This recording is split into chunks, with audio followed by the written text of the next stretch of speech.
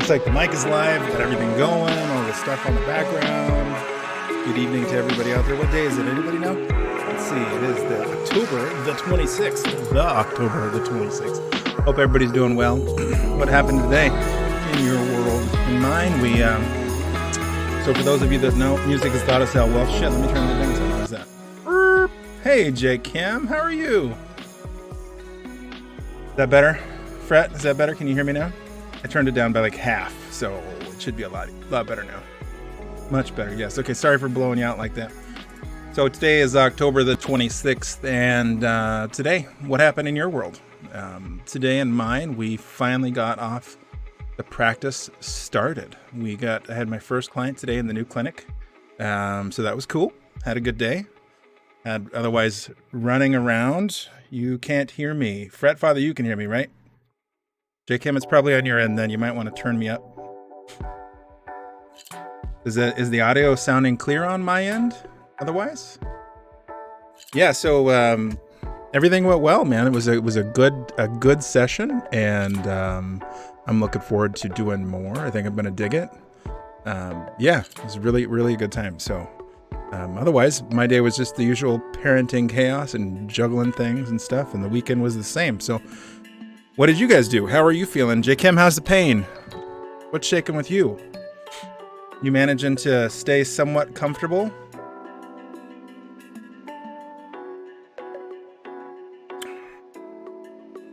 And Fret, what are you up to? Sorry we didn't get to connect last night. I been trying to play on again, off again with my friend to try to do the Baldur's Gate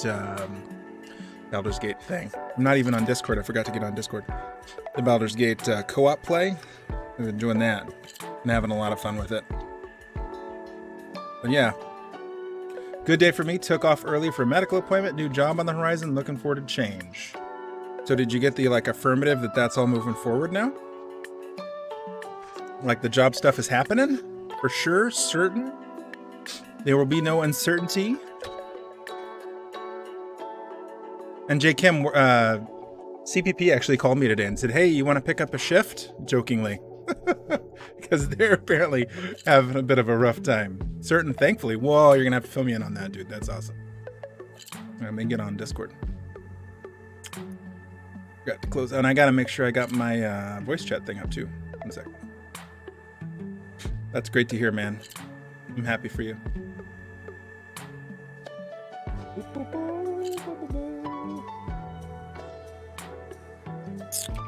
So tonight on the Horizons, what I was planning on doing is doing this game called Kind Words. That music that you hear in the background is actually from the game. And so Kind Words is it's not a persistent world, but it's like people can play the game and send out messages into the ether where they, may or may not have something happening. And so you as the player can go and respond affirmatively to those peeps and kind of offer support to them in one way or another. It's pretty cool. So we'll get to that in just a second, just to see how everybody else is. Anybody else want to check in before we get cracking? So it's, for those of you that are familiar with it, the heart support thing is one of the things we used to do, and I'll post that link in just a second. So I'm a member of the Heart Support Stream Team, and Heart Support is a non-for-profit organization that that provides support to people that aren't necessarily in crisis, but might be having a rough time of things. And so folks can go to that forum and basically offer support to anybody that needs it. And so myself as a streamer is part of that community. So we used to go there, and I haven't done this in a while yet. We used to go there and provide support to people on the forum. So today we're going to do something a little bit different. We've done this before on stream. Today we're going to do something a little different. We're just going to do Kind Words, use that as kind of a check-in and an icebreaker for the stream overall. But you are always more than welcome to go to that website and provide support to those folks if you feel like that's something that you want to do. And I'll post that link up right now.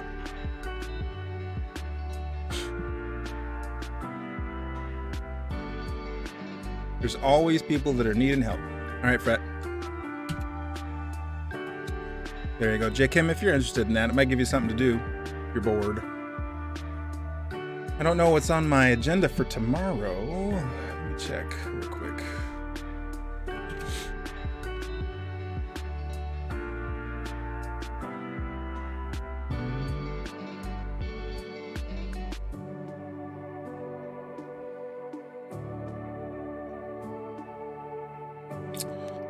but tomorrow is pretty open. I think.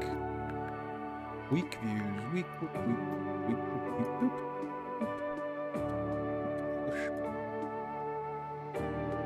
Pressing. Gonna have to start working on that. All right. You'd like to do that too? Yeah, it's there. Have at. I don't have anybody on my schedule as of yet tomorrow, so unless that changes miraculously, then maybe we can get together. Okay, let's see where we're at here. We've got, we were gonna do this one.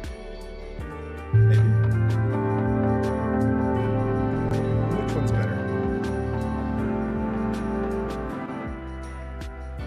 This one?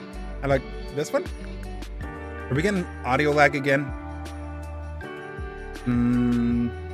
Didn't you used to do Monday Mental Health Mondays? Nope, that was this, man. We did it. Welcome, underscore. Yeah, we did. We do Mental Health Mondays. This so that's why we're doing kind words, because it's kind of Mental Health Monday-ish. Folks put messages out into the ether and need support, and we go and give support. So yeah, we do Mental Health Mondays. Why? What's going on with you? Welcome to the stream. Pull up a sheet. If you can manage. Well, shoot me a text tomorrow and we'll see what's up. Yeah, so kind words. Why don't we get started? We'll just show you what I'm talking about. Ta-da! You just got diagnosed with autism as an adult? As a child? How old are you? So the game is, as you play and you do various tasks in the world, you get all these little things to decorate your room with. And so these letters that you see flying through the clouds or the space around your room are the things that you can check out. So 21 and you got diagnosed. So I imagine where do you fall on the spectrum? I just can't get into college this semester. I have really low grades and I just don't care anymore. I just really can't keep up. And without semester ending next month, I just don't care. Even if I did, I'd have no idea how to ask for help. I'm just too tired for this. So that's an example of something that we can respond to. But I mean, you're 21, so what does that mean for you getting diagnosed with autism as an adult? Underscore. What do you think that's going to mean for you?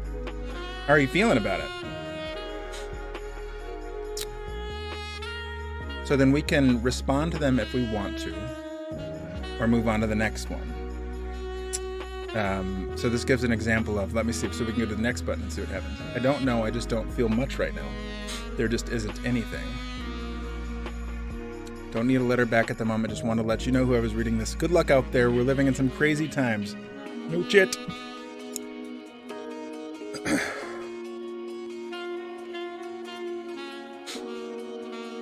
So I'm just wondering what that feels like, getting a diagnosis like that later on in life, and what that means to you as an adult. And looking back on the rest of your life and thinking, well, now that I know that I have this thing, how was my life altered, and how would it have been different and had I gotten that diagnosis at a younger age? So I'm guessing you're what would have been called somebody who's might be on the autism spectrum or Asperger's. Right, you must be higher functioning if you didn't get the diagnosis when you were younger, right? Yeah. It does. Yep, you're right. Depression does have a spectrum function. You are right. There are people who can't even get out of bed with depression, and there are people who make appointments but have no purpose in life. So do we have a depression spectrum disorder too? We do not. So what would you prefer it to be called? Do you want it just to be called autism? And that's what it's called professionally, right? It's autism. ASD, autism spectrum diagnosis, but if you just want to call it autism, that's completely to you. Your choice.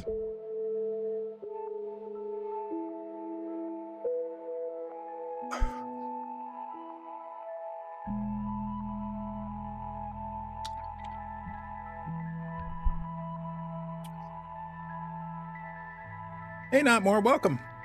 I love the penguins. Who has the penguins? There's somebody that does like penguin. There's a guy that dresses up like a penguin and does like penguin suit dances and stuff. I'm trying to remember who it is.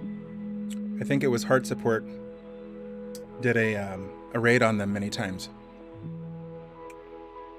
So we're playing Kind Words. Have you seen this game before? Not More? So I'm going to respond back to this one. If I can learn to type tonight.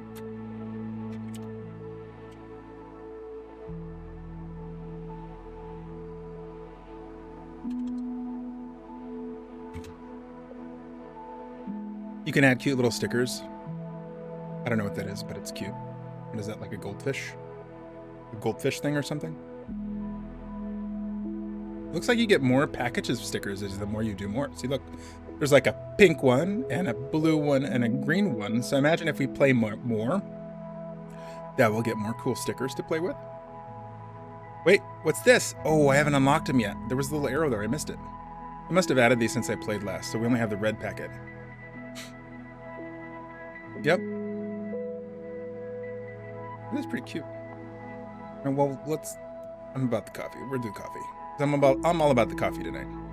Are you sure you want to send this letter? Yeah, we'll send it. The little talking deer. I'm not sure how I feel about the little talking deer. A little weird, but I guess I don't know, the whole context for the game's a little strange, right? I knew you keep writing, people. I'm sure they'll love this. Oh, hey, I discovered mid-century this morning. What's this business? I was a bit stressed about some things, but I put this on loop and watched it all over. Oh yeah, because they add more and more music as they make the game, right? They keep putting out more content. So we're gonna have the chill stuff. So the diagnosis explains so much about so many struggles I've faced in life. It is such a relief to find that there's a common thread, and I think it clears up a lot of confusion and gives me hope for a better future. Kick ass, man. That's awesome.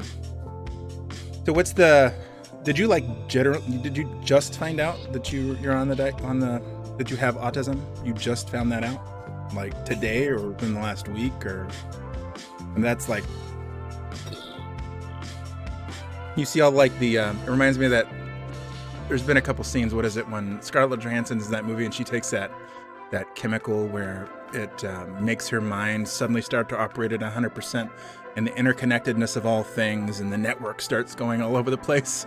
And you're like, Lucy, that's the one. Yeah, it's like now all of a sudden we've got Lucy happening. You're like, oh my gosh, that totally makes sense. Click, click, click, click, click, click. I remembered when I was 4, this thing happened. That if I was 10 days ago, okay, cool. Well, 10 days ago for a monumental, potentially life-changing event, still very significant. So you feel overall pretty good about it then. So I had a weird day, I made progress, and went outside despite my anxiety. Cool. But I'm also sad because I hurt a friend of mine with my behavior, and I don't know how to make it better again. He says he will stay away from me as long as he doesn't know how to handle to it. Oh, sorry, I'm on the box. My bad. That's what I was trying to do. I was reading that to myself. I was just prepping for the rest of the things. How are you doing, Not More? Anything happening for you? How was your Monday? Are you doing the Monday through Friday rotation? How would I respond to that? I had a weird day, made progress, and went outside with my anxiety. Kudos for taking a step outside and conquering. How do you spell conquering? Is that right? Your anxiety. I'm not the best speller person, but I'm also sad because I hurt a friend of mine.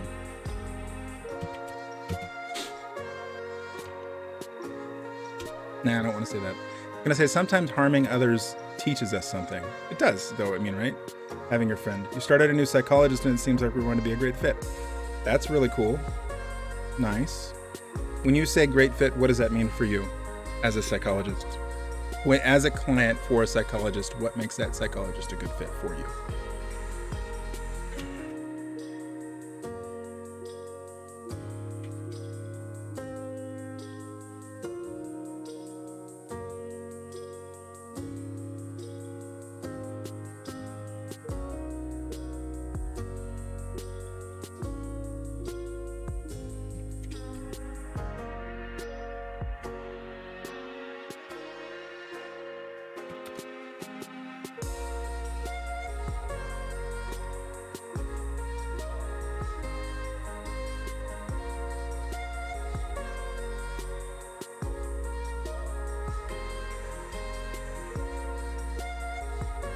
I was reading that to myself. So that's what people say about LSD, but I never really tried drugs. So that's another thing about autism. Autistic people tend to avoid unusual experiences because they like sameness, patterns, right? Typically, right? I think that explains why I never really had a desire for drugs or alcohol. Fair. So again, you're looking back on your earlier life experiences. You just turned, you're 21, right? Did you see that? You're 21. And at this point in your life, you're wondering why I didn't do that stuff. And now it's all making sense.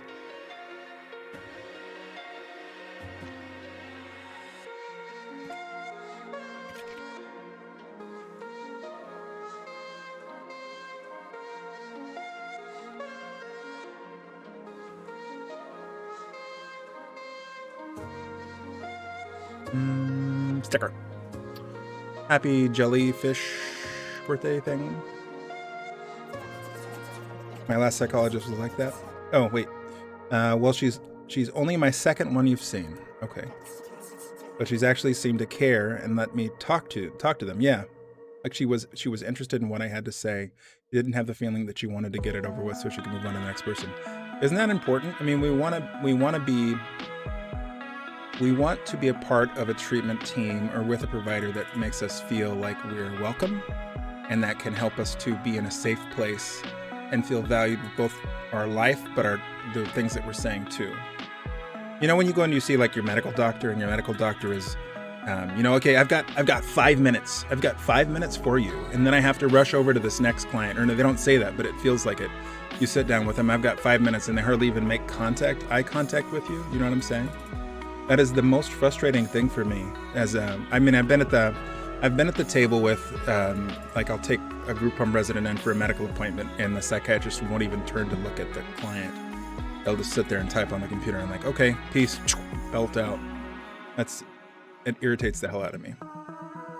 Don't like it one bit. So that's valuable to me too. I'm with you. Any fellow anime lovers out there? I love the horror gore genre, so my therapist actually graduated from Berkeley. What? No, never heard of it. It's a pretty good school, I think. Sometimes. You know, we were there, was it the 9/11, right?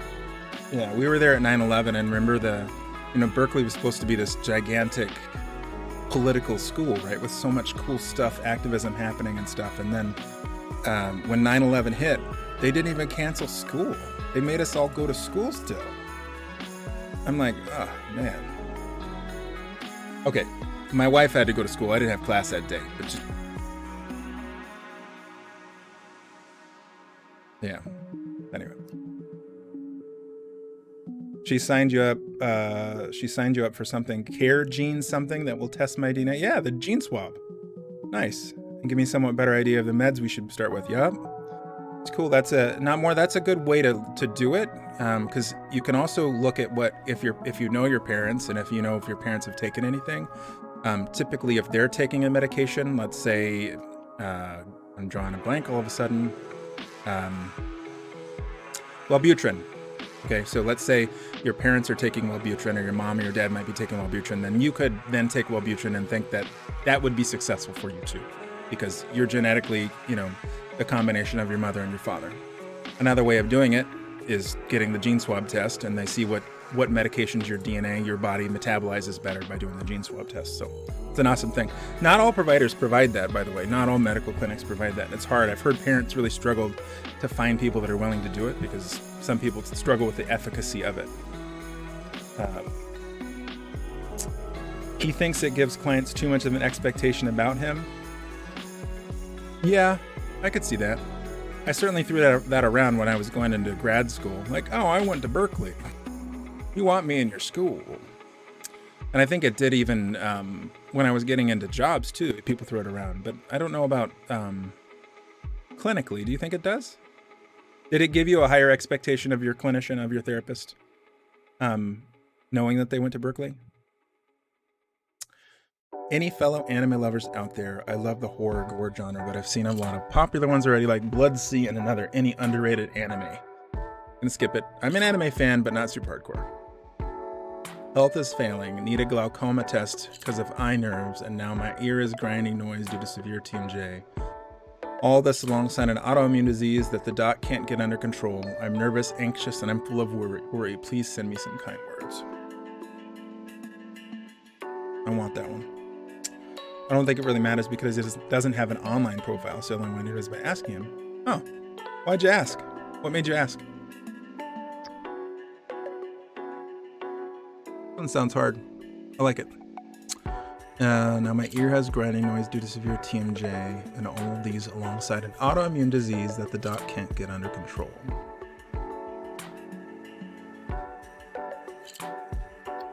Fair. See, now you can throw back onto that. Now that you've got the diagnosis, you can say, I have autism. I ask all the questions. I know these things. When I was working in the hospital setting, I always heard the expression of, if you know one person with autism, then you know one person with autism, because everybody's so incredibly different, but there's still a lot of variables that could be similar between the pairs, between them all, like the liking structure thing. When you were working with the children on the spectrum, sweetie, what would you say would be the similarity?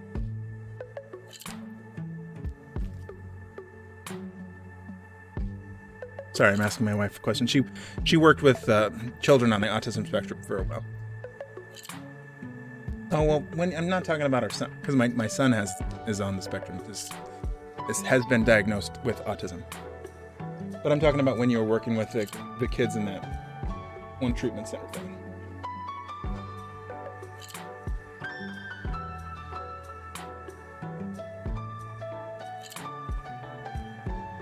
Tactile and like repetitive movements.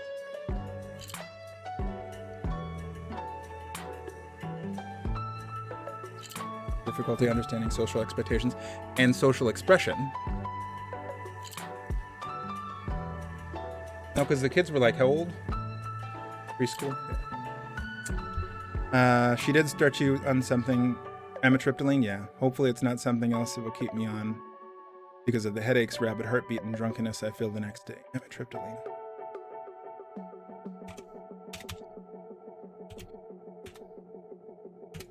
I've heard the name. I'm trying to remember what it is. Antidepressant and nerve pain medication.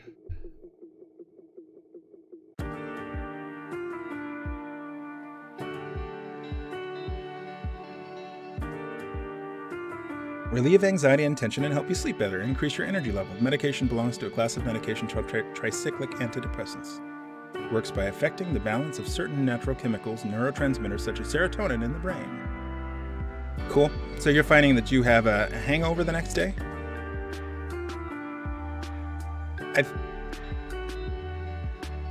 How long have you been taking it? Not more.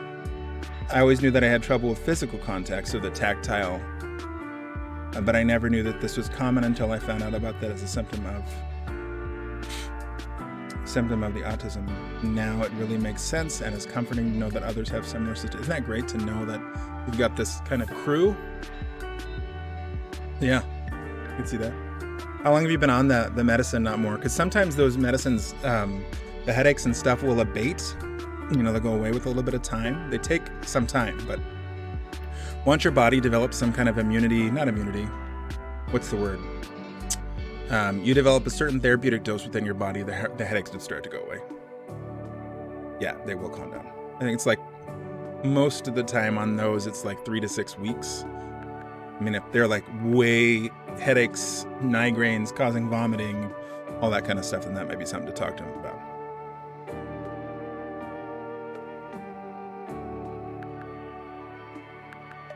Oh, yeah. Well, it's prescribed for the antidepressants? Or what did they prescribe it for?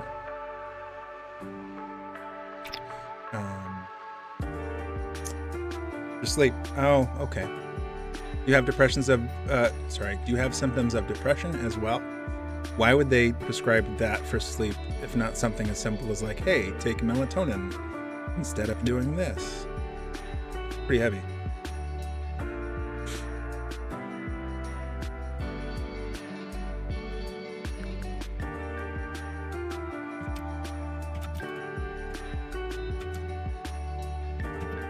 Hey, Aqua. You quit. You quit therapy. Too intense. Oh, it can be. Is that so did you quit because you just went today for the first time, right? Or are you talking about something else? Different time. All right.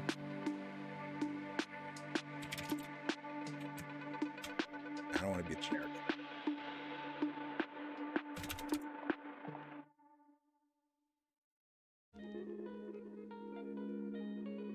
Ambien to Ambien XR, and then Sonata and Seroquel.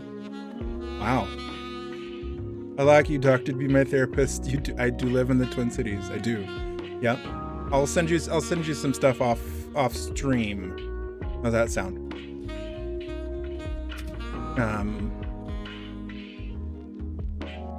Yeah, let me think on that.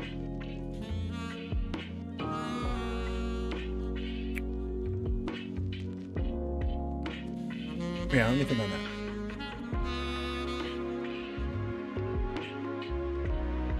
Underscore, if you're still out there, I appreciate you coming in and sharing all that stuff. That's super awesome. Cool stuff. What? Oh, and trazodone. So you were on some pretty heavy stuff then. Yeah. Well, Ambien XR, Seroquel, Sonata, Seroquel. Doesn't Seroquel come in an XR? She didn't give you the XR for the Seroquel?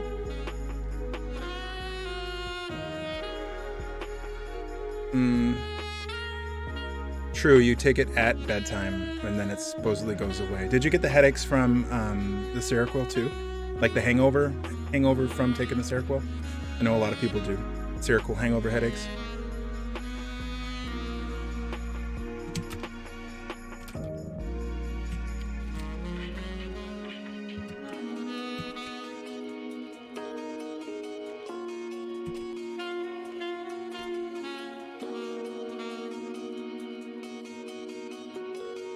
Stomach issue and the headaches from Seroquel. I think my fear comes from fear of being molested because of your past traumas.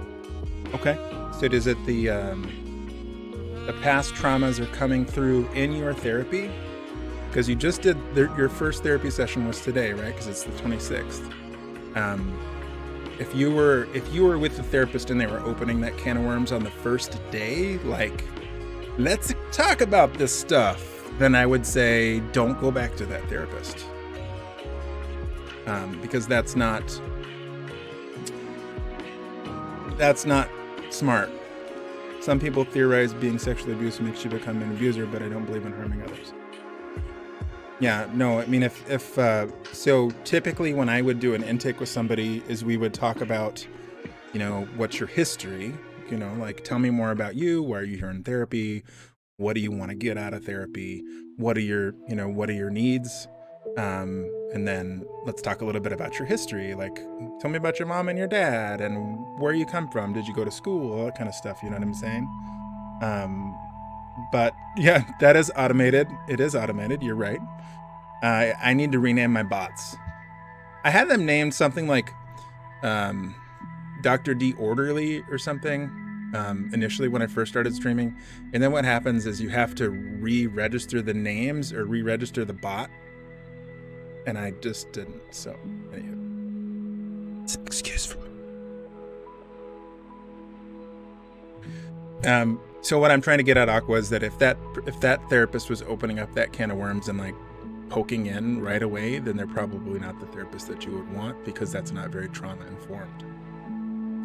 Trauma informed is kind of code word for therapist speak, or anybody who works in the trauma field, to know that why the hell would you poke a bear like that when you don't know the person? You should be sensitive to their needs and not be digging around and all that stuff, because you don't know how the person is going to react. If I'm poking that stuff, then you could go and do something to harm yourself. If I don't know you, you don't have the right supports. And I'm just getting at, it didn't sound like they were a very good therapist if that happened to you today, and I'm sorry if it did. All right. Sorry I'm having so many troubles. That sounds super tough for sure. You are so resigned to be pushing through all that stuff. And it sounds like it's perfectly normal to be.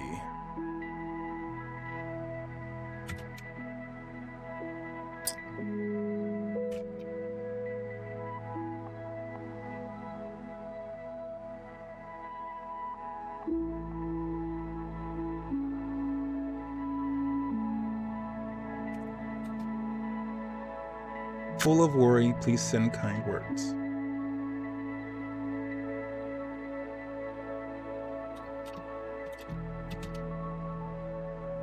Yeah, I've heard that one before too. Hurt people hurt people.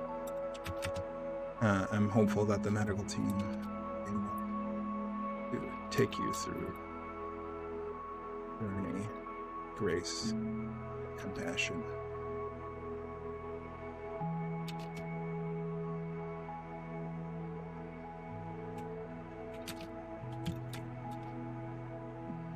Expertise.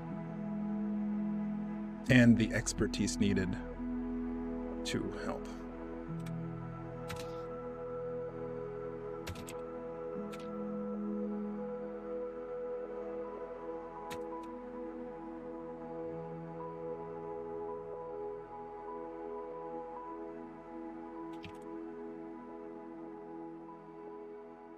How about a giant T-bone steak? Because why? I mean, who doesn't want a nice big T-bone steak for compassion? Is resilient more than therapist speak? Okay, wait, let me scroll up, because I would never do anything like that happen to me. Yeah. She was a bit poking around, but she's also she also said goodbye very annoyingly. Is resilient therapist speak? No, I don't think of it as therapist speak. I think that's just people speak. But again, this is coming from a therapist, so in my mind, it's like I think of resiliency too as like your hands developing calluses over time. You're chopping wood, you're doing some hard manual labor, and in a way, life is kind of hard manual labor. We're sacrificing every day to do something, to build ourselves, to build our house, the house being ourselves, and then your hands develop those calluses, and your resiliency is going to be developed through constant exposure to those things. I don't know. That's how I use the word.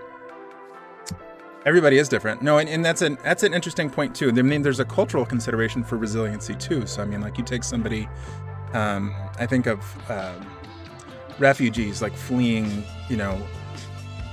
war-torn areas and coming from, drug places down in Central America, and they're fleeing to the United States and all of the horrible things that they go through.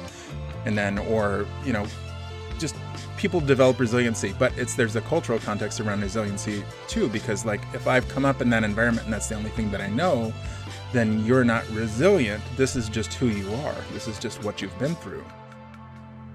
So it's an interesting context. But I mean, like you as in being in general you, let's say, and I speak you as like the general context from my worldview, which is very limited, than somebody who has a roof over their head, somebody who happens to have food on the table, somebody who is, very privileged in all the things that I have, etc., etc.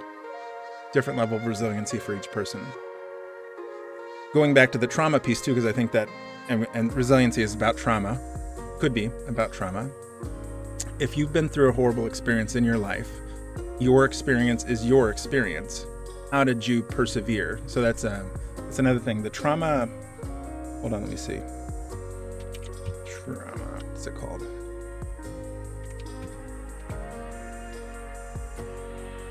ACEs. You guys ever taken the ACEs test? You know what ACEs are?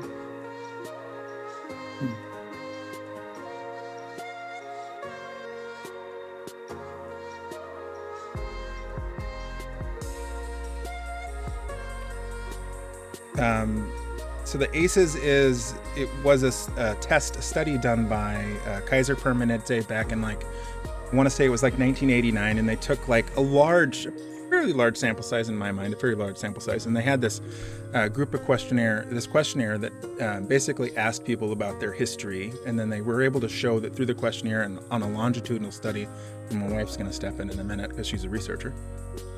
This longitudinal study where they would basically say, over time, they were able to analyze certain factors on the questions, certain factors on that questionnaire that demonstrated that people would be more likely to suffer ill effects in their life. So they might be more predisposed to drug addiction. They might be predisposed to drug or dangerous behaviors, have a shorter lifespan, stuff like that, based off of the people that have responded to this survey. So it's a large sample size, stuff like that. It doesn't matter the sample size as long as you get proper representation. It matters the sample size, but you don't have to have a huge sample size. J. Kemp's pop it in. Resilient is kind of half and half. I'm a certified peer specialist who types very slow. Yes. So J. Kim, if you guys don't know what a peer support specialist is, it's a really cool role. Peer support specialist.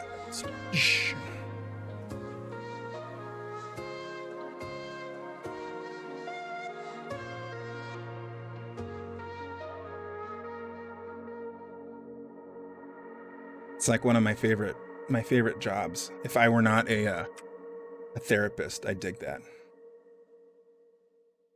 So yeah, if you're curious what a peer support specialist is, JKM can probably answer it, but it'll take her a while to chat to post it up. So everyone who has ever killed themselves has gone through a lot. I love that. That's the first A I've gotten in years. Sweet. I aced it.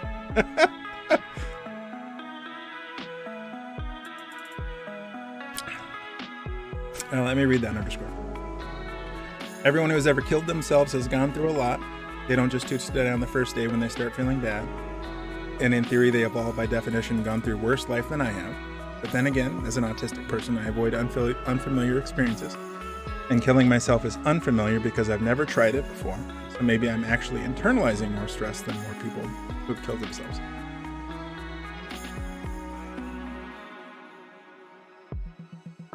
Could be. I mean, I don't know. J. Kim, you got a comment to that one? To me, it feels like a... The reason I posted the ACEs thing is that it gives you a guide on like, hey, I went through all these things. And it gives you a score. Kind of like having kind of gives you a diagnosis. Not a diagnosis, but it gives you a score to know that, hey, this makes sense. My parents were abusive, and this might have been something that I've gone through. So therefore, I'm doing these things, and it might not have clicked that I have had this experience in my life. Therefore, I am more predisposed to doing these things. Cool. Again, resiliency. You're not necessarily predisposed, but statistically speaking, based off of this survey or this study, you are more likely to. Does that make sense? And everybody is unique in their own sense too. So like it gives you, just like a diagnosis might give you a certain set of principles that guide you to a diagnosis, not a principle, sorry, a certain set of conditions that guide you towards a set diagnosis. It does not necessarily mean that you are that diagnosis. It just means that you've been given that diagnosis. But everybody who has that diagnosis might come at it with different factors. So while it takes 6 to 8 months and a certain, lots of little adjustments in order to get a diagnosis of something, you still are going to be identifying certain symptoms that are showing you as having this thing, right? And you might have had a trauma history, but how did you handle that trauma history? You know, you can take 3 kids in the same household. I all came up with almost identical trauma, and they all take different paths in life. They might not have all gone through therapy. One of them might have gone through therapy. One of them might have ended up in the hospital a lot. One of them might have attempted suicide multiple times. One of them might have become a, 6-figure, 7-figure making business person because I don't know. I'm just saying, just because you've got this thing doesn't necessarily mean that you're pigeonholed into this thing either. Yeah, that's the good stuff. The question was, I wanted you to read what underscore had said and see if you could glean anything from that. The idea that trauma and resiliency, and then how everybody is individual in their own path. So that's my take on mental health too, is that everybody has their own path to recovery. Everybody has their own path to mental health. As long as you're not harming yourself, you're not harming other people, how can we navigate that path of mental health together? You know? And so in the stream, for those of you that have been to the stream often, I consider a stream as being milieu therapy. So those of us that are in here can provide support to one another. We have a shared experience, that being the stream. We have an experience of being in the stream together to be able to offer feedback about things that we might have gone through. So while I am a therapist, I'm not necessarily your therapist, but I am a mental health professional who's willing to offer support, feedback, kind of guidance towards a certain path. But you all are the experts in your own lives. I'm not going to tell you, hey, you have a traumatic past. You know what I'm saying? That's not my job. Are you identifying it as being traumatic? Then I'm going to help you to identify why that's traumatic for you and figure out how we can help it. Very Diablo. Thank you, sir. What's up, Mr. Gecko? You still streaming, Gecko? I'll give you a shout out. As I get older, I'm forgetting all the details of my trauma. Like I'm living my best life, I guess, and slowly the pain goes away. And that's cool. I've been seeing a lot of, because I'm a member of like a lot of social media trauma support groups and stuff, and there's a lot of things that like unresolved trauma might present as. You still technically do so. All right, well, so those of you guys that we'll shout out to Gecko then, because Gecko is a therapist as well. And you were playing League of Legends? Oh, I remember who was commenting on that. Was that my daddy was talking about that? Like the most toxic community you could be a part of is League of Legends because it's so incredibly toxic. What was I going to say? Unresolved trauma can appear as, you know, lots of things. I'm trying to remember what the meme was I saw. I'm a person who has been there on both sides. And she's very good at it.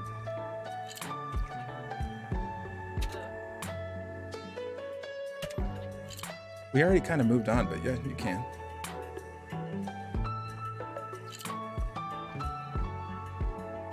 Could be my milieu. Come here. Come here. Oh. So Dr. Aronal says, our personal experiences are more than just statistics, just because a study says that we might be predispositioned to a thing doesn't mean that we actually are going to experience that thing. Did you guys catch that? Just because a study states that you might be predisposed to a thing does not mean that you are going to experience that thing.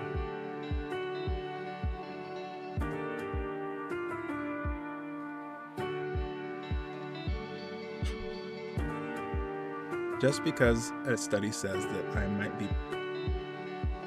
My brain has stopped functioning. What's up with that?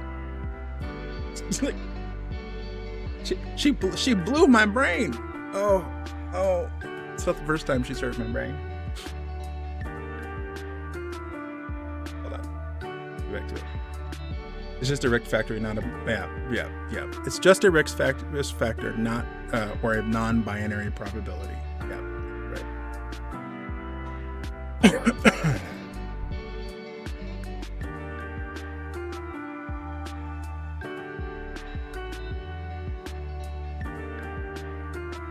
I'm going to post this in Discord, by the way, Aqua, Unresolved Trauma. So you can look at this article if you'd like to. Put it in the Mental Health Resources tab. So it just talks a little bit about like what unresolved trauma looks like. So if you're moving on and you feel like it's not hitting you now, cool. You feel like you're happier and you don't necessarily need therapy, cool. But with your diagnosis that you told me about was doing biochemical problems, and I don't think I have that bad of a biochemical towards my trauma. Two different factors, right? One can contribute to the other.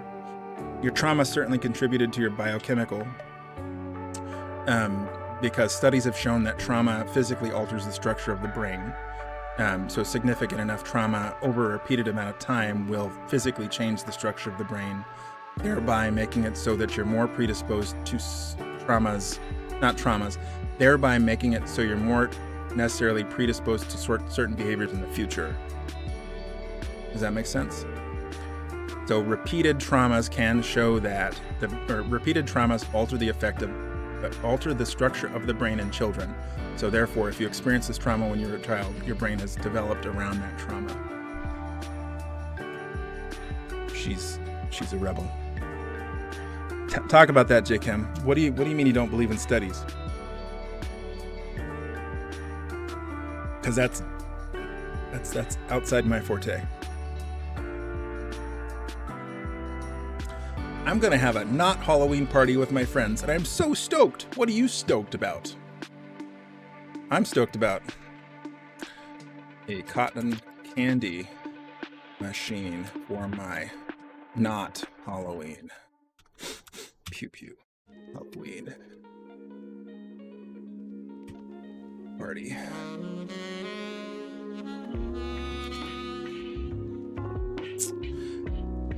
I need a pumpkin.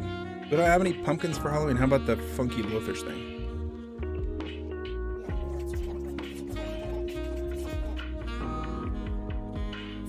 Thank you, little dear. Rush that away. They box you in. Experienced trauma at age 3, and it does seem like everything resolved around being okay. So that's the hypervigilance of something, right? That's one of the unresolved things of trauma, is that you have a constant state of hypervigilance. But knowing that you're hypervigilant, knowing that you were exposed to this in the past, helps you to become aware of your hypervigilance, therefore resolving it. But again, if you went to see a new therapist today and that's the first thing they started poking at, probably not a very good therapist. At age 3, and it does seem like everything resolved. Yeah. How does a study box you in? So I'm going to read this card now. This letter from the ether. Yeah, that's one of the things that hypervigilance is something that picks, like it says, I mean, I know that, but I need a list to show me. Missing or losing time, flashback and nightmares, unreasonable attempts to rescue others, extreme fears that appear without reason, divisive black and white thinking, repeated panic attacks, being hypervigilant, constantly on edge, searching for threats, even in situations that are normal or warrant such behavior, inappropriate levels of self-blame or excessive survivor's guilt, difficulty with relationships and attachment, chronic suicidal thoughts, feelings of worthlessness and ongoing depression, high levels of conflict avoidance, eating disorders, and constantly feeling like a victim. Yeah.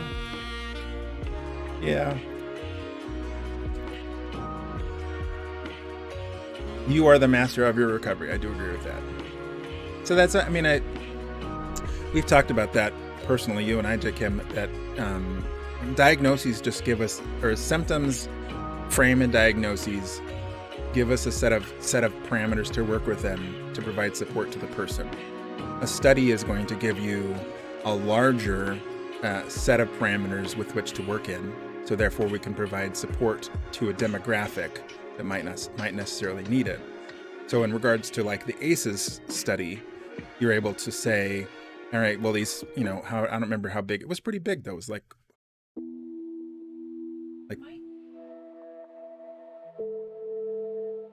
no, I'm just saying the set of parameters gives you something to focus on to provide treatment to. However, that doesn't necessarily mean that one thing is going to be applicable across the board. Just like you and I are having a conversation about your depression. Well, your depression presents completely different as somebody else's depression. Your schizophrenia presents as something different from everybody else's.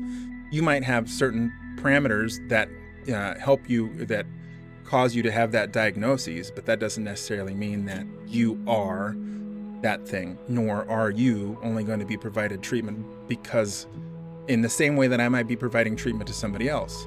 There's no cookie cutter, there's no specific way that's going to be able to provide treatment to everybody with that diagnosis.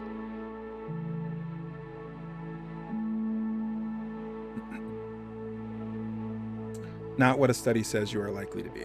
Yeah. Well, that's why it's that just because you're predisposed to it because of this thing doesn't necessarily mean that you're going to get it. I think that's what my significant other was getting at. You are right. So this person says, I had a mental breakdown today. I was so close to killing myself, I just wanted to swallow the pills or drink too much. I wanted to disappear. Why am I so broken? I'm on meds and I just feel worse. Why can't I save myself? This is a big one. How should we respond to this one, team? I'm tapping you, clinical team. Tell me what we should write. V.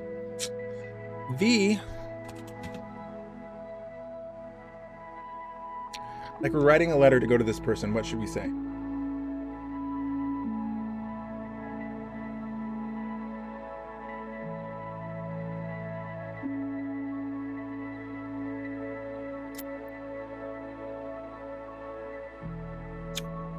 Today I was so close. I wanted to swallow the pills or drink too much. I wanted to disappear. Why am I so broken? I'm on meds and I just feel worse. Why can't I save myself? Why can't I save myself?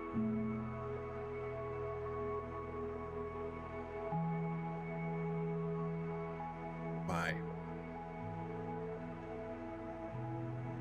I think the answer is that she can save herself.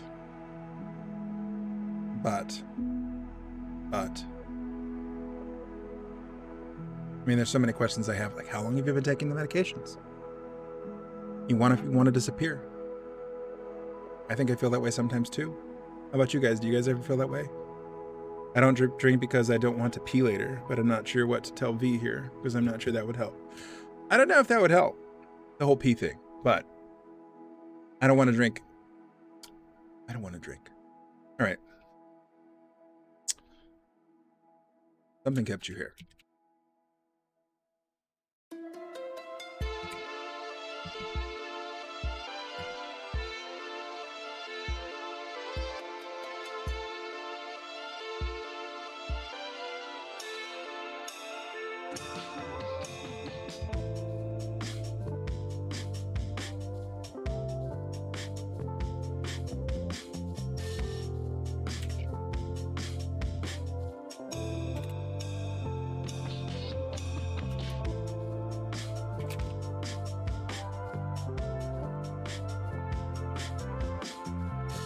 Can you guys see that? Yeah, you can. Okay. I'm going to say I don't want, because it just for the fluidity of the statement, I don't want you to disappear. That's certain.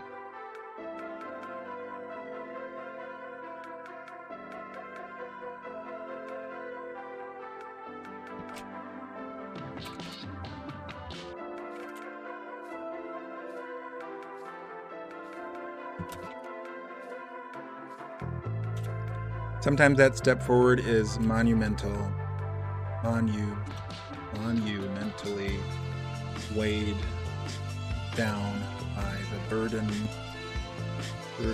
of the past. PTSD, not OCD. Well, that would make sense, given the trauma. I don't know how old you are, but sometimes that step forward is monumentally weighed down by the burdens of the past. So that step forward would be the saving myself.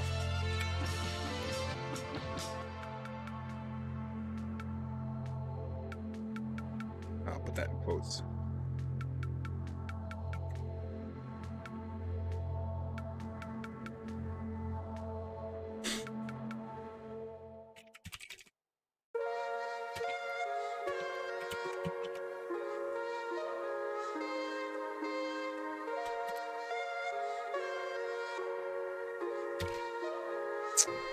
What was that expression? You've had X number of years to develop these bad behaviors. It's going to take a little bit of time to work past them.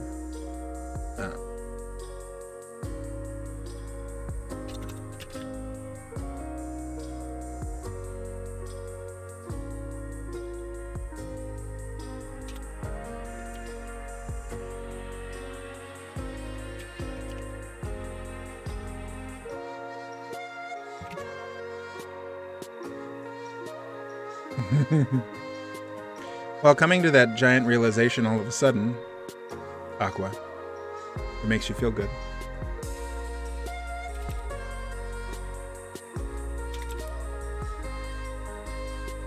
I don't know. What do you guys think? So she says, I'm assuming it's a she. No, I'm just going to say they, the non-gender binary here. I had a mental breakdown today. I was so close to killing myself. I just wanted to swallow the pills or drink too much, and I want to disappear. Why am I so broken? I'm on meds, and I just want to feel worse. I just feel worse. Why can't I save myself? Okay. So we say, or I say, tell me if I should say something different, please. V, something kept you here. What was it? I don't want you to disappear. Probably should delete that comma, huh? Yeah. And that's certain. I don't know how old you are, but sometimes that step forward, saving myself, is monumentally weighed down by the burdens of the past. Breaking free of those burdens will take time and work, as will the medications. You are strong. You've made it here, and I appreciate that. You are valued and bring something to this world.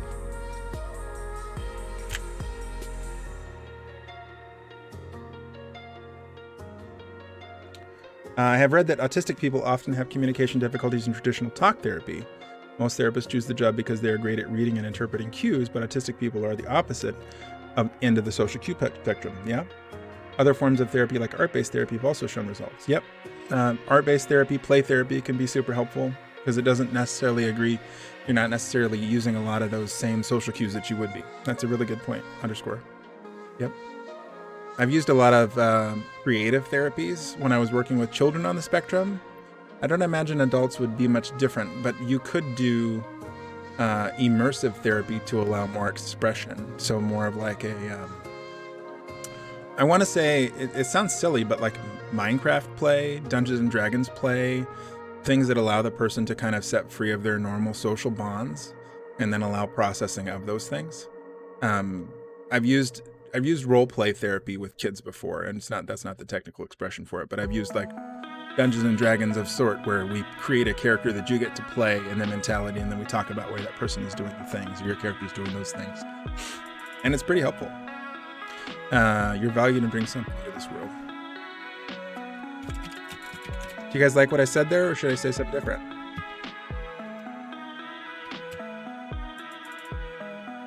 Should we move on to the next one? We found some pretty heavy ones so far. We keep it? Yeah, a sticker. My coffee. I like the coffee cups. I need to change the music too. I'm getting repetitive. Change that. We got to get out of the letter first. Or we're going to send it. I'm sending it. Bye-bye. Bye-bye, letter. Bye-bye. Pasta. Thanks, dear. Hello again, 8-year man. Thank you all. You have been very helpful and helped through a lot of this past month. Nice. All right, back. I'm gonna change the tunes. I think you can click on the radio. There we go. Next. Copacetic.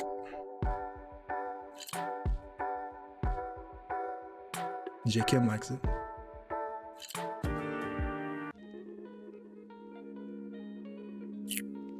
I like this has background music. I don't have to find anything. All right.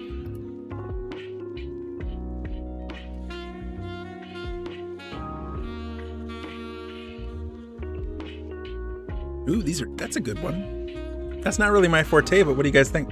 My family always praised my intelligence. I was always in advanced classes. I'm in university, but I want to change program. I have to train in something new. I didn't learn to work, so I have a hard time. Any tricks for motivation and healthy work routine? What do you think about that? That's not really my thing, but D&D or other therapy, how does play help you to achieve that goal? So sometimes the anxieties that come with just operating a normal stuff. All right, so when you're working with somebody who doesn't necessarily know how to respond to social cues, being in an environment that is completely free of all social cues, i.e. just imagination, allows them to just express. So like if you are now, you're no longer _clowns, you are now Ragnar, level 5 barbarian, and you make up some dramatic story about Ragnar, right? And you can come up with whatever creativity you want to if you want to. Or I could assign you a role and you could tell me why not that might not meet your needs. And that it allows just a venue for us to have an expression, have a discussion about how your needs are being met. And then through the state of play, it allows us to explore why you choose to use those dynamics. And then so as the game master, have you played Dungeons and Dragons before? As the game master, I would maybe pitch circumstances to you to address the therapy's purpose. So if you have, you might be coming to me for therapy because you were bullied by another kid and you were having a lot of emotional regulation. That's true. That's hey, You might be being bullied by somebody at your workplace, or you might be being bullied by somebody at your school, and so then I would possibly pitch you against somebody in the fantasy world that would help us to address that thing. Yeah, the anonymity piece of this, right? I mean, your real name is not _clowns. How did you pick your name, by the way, _clowns? Did you know that I have a fear of clowns? My family always praised my intelligence. What should we do? All right, this is W. W. Consistency. Consistency. Finding a schedule.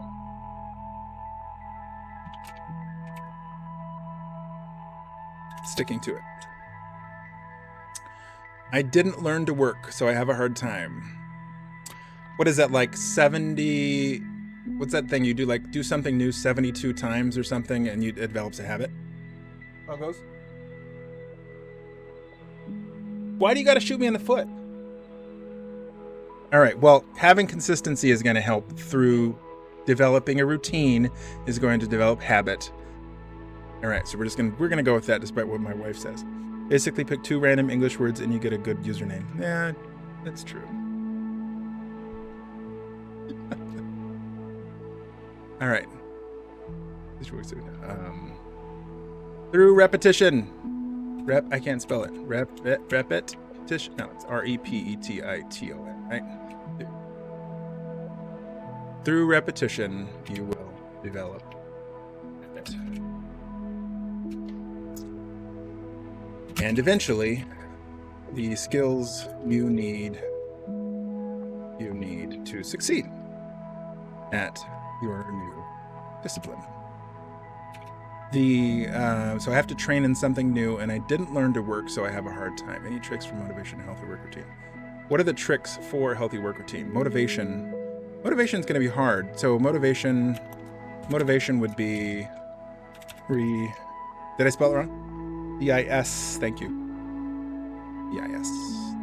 D-I-S-C-I. Feel it. Thank you. Remember when I first worked, what helps was just being cliche. Saying hi and you're welcome and positive attitude. I'll make room for that. You need to see your new discipline. Reading motivation. Find something about that you like and focus. Maintaining positive attitude.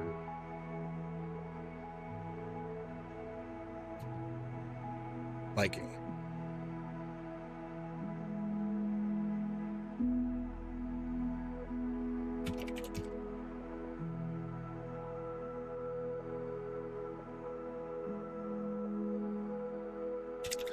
It becomes more doable. Does that sound right, Aqua?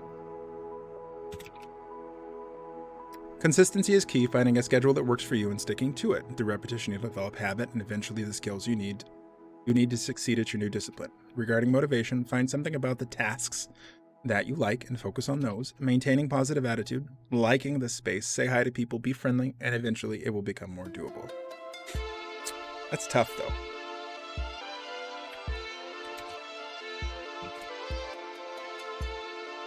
It will become more doable. We'll do the little space guy. I don't even know what it is. Soldier dude. He's got like gloves on and stuff and a bandana. All right, we'll just go. All right, we'll do that one. What do we got next here?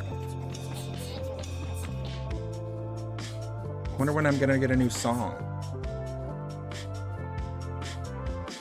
Ooh, this one's good for me. I have a hard time, I'm guessing, doing something as a hobby that implies work. I never learned to work a purpose in life. My boyfriend is a big fan of D&D. What is up with this? Is this person watching the stream right now? I feel like I don't do that for myself. So he makes stories up and work a lot of play. I feel like I won't do that for myself. Huh. So there's the, I'd heard that the different learning styles thing is kind of cool. Yeah, it's fun. There was originally the thought that people learned in different ways. You gonna say something? Yeah. So there's different ways to, kind of like we were talking about earlier, how there's different ways that we all cope with our mental illness. There's different ways that our mental illness might be given a label, right? We all come in with a certain set of symptoms, which allows the provider to provide a diagnosis, which allows them to provide billing to insurance and therefore give you treatment, etc. Work is much the same way. You have to find a creative space or a way for you to be able to finish your work. So if that means that you've identified a space for you to do your work, setting aside a clearing in your room, setting aside a clear workspace with all of your little doohickeys like labels and highlighters and all that stuff. If you're the person that likes to make immaculate lists with color coding and all that kind of jazz, if that's what you do, I'm not making fun of my wife, but she thinks I am. All of these little things, whatever helps you do you. If it helps you get your stuff done, right? So this person says that their boyfriend is really good at making up little stories and things that helps them get their needs met for stuff. Well, how do you do it? How do you guys do it? Aqua, how do you make it through the day when you're doing work, you're going to school, you're doing housework, you're doing stuff like that? How do you make it? Underscore, how do you do it? JCam, how do you do it? I think everybody's different. Like myself, I used to manage a kitchen, believe it or not. And I used to have tasks of like little checklists. And the checklists were very satisfying for me to have to say, oh, look, I got all the meat prepped. Oh, look, I got all the salads done. Oh, look, I got all this stuff done. And it felt good to do that. And so that carries over for me now a little bit. But how about you guys? How do you manage? What do you do? I don't know, man. It's tough. It's tough stuff.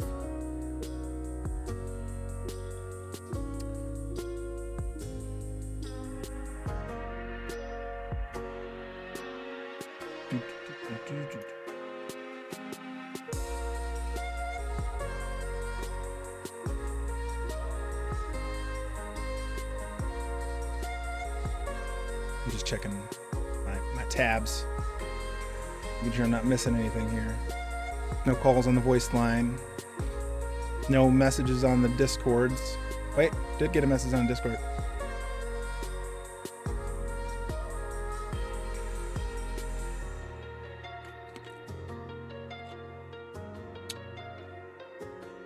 That sounds horrible, Aqua. I'm sorry.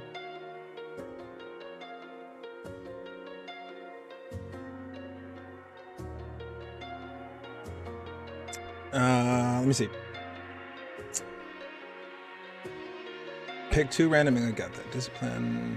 When I first, I remember when you first worked, what helped me was just being cliche. Yeah, I read that. Now I don't have any water left at home, and I'm looking to order water on Uber Eats. What? You make it through the day by being myself and letting the day unfold myself. Do you not have running water, or are you looking? You mean you just don't trust drinking the water at home, so you order water? Let's see.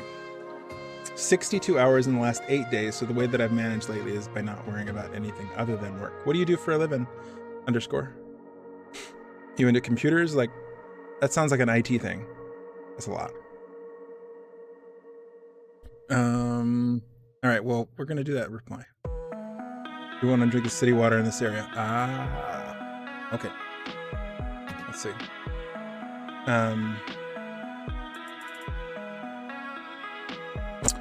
So I like that way of tackling the day. Take it moment by moment, and let the day unfold before you. Manage the highest priority tasks first. Things that, well, I mean, you need to assign deadlines. Things that may be critical.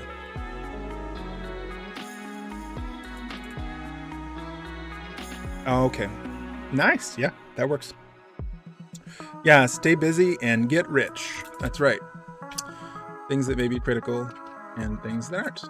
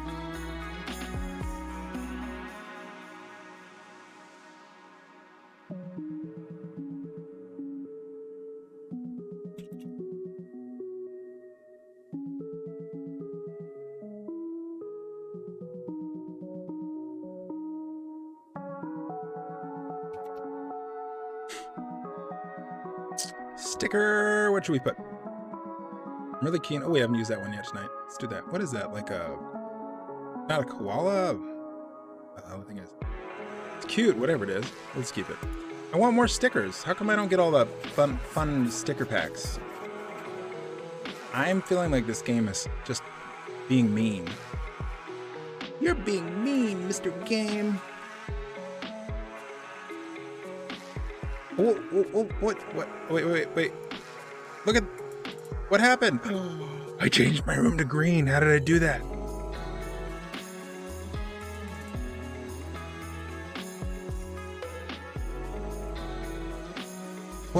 What is this? This is fun. Airplanes? The stickers come floating through the air. That's kind of cool. My nephew just watched over this machine at his workplace, and when it breaks, you just go talk to it. Easier than McDonald's. Well, that's sounds like network administration. Twinkles. Learn from your mistakes, but don't feel bad about them. You made them for a reason. I want like a few. I want like all of the things. Make them go fast. Let's see. Lots of sprinkles. Lots of. You're the most beautiful person that I will ever met. What is this? Be who you want to be.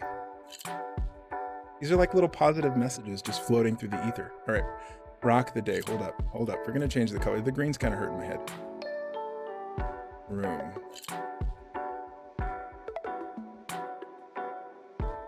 Aw, this is kind of cute, guys. Look at this. Never be afraid of talking to someone about your problems. There will always be... Wait, I want to see it. Keep moving forward. You can't go back, so move with confidence. I can't read that fast. I'm surrounded by love, and I hope I'm... You have beautiful hair. Thank you. I do. Hug number 3003. All right, wow. Let's go back. That's cool. All right. How many requests? I mean, how does it keep coming? We can decorate. But I don't have anything I want. Oh, wait, I can't decorate the green. That's called a trouser fish. That's kind of provocative, isn't it? This is Captain Astronaut. The Captain Astronaut doesn't look anything like his doll. Mug, and then blobfish. I like the blobfish. Or the algae relic from a long day. Looks like a T-bone steak to me. I mean, to be fair, look at that thing. What's this? Kitten plunk. Winged kittens. Why are they not a thing? Imagine all the stuff that the cats would knock off shelves if there were winged kittens. To be fair. Drooper. May periodically eject pieces of meat or worse. Gross. Maybe Volume 2 and Volume 3 aren't out yet, so we can't get them. Alright. I already decorated everything I can in my room. Why is my guy purple? Can I change the way my dude looks? You do? Does anybody know if you can change the way your characters look? We need to make it look pretty. Yes, it does. Wait, did we just cut to the title screen? No.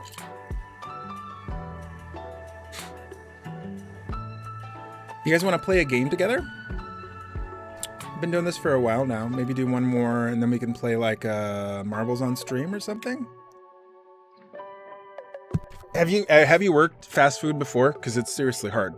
Yeah, no, it's a hard job.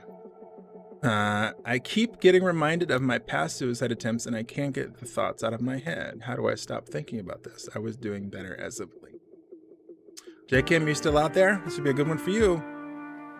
McDonald's is not an easy job. Yeah, one of my first jobs was in fast food, and I tell you what, being on your feet for, I don't know, I was young, so probably we were doing like 8-10 plus hour shifts of shoveling tacos. It was not a pleasant job. It was hard. Dishes and moving and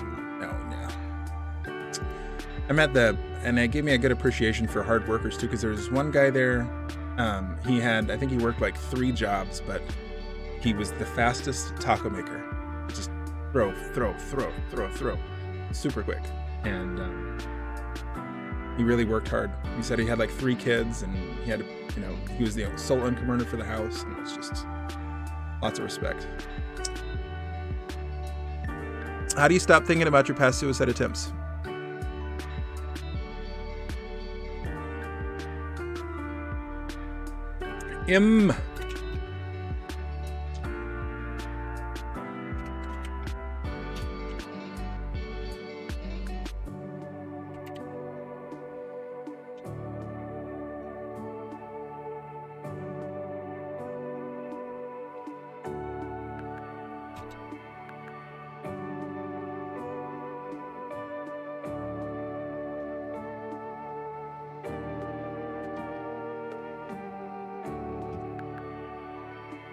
Yeah.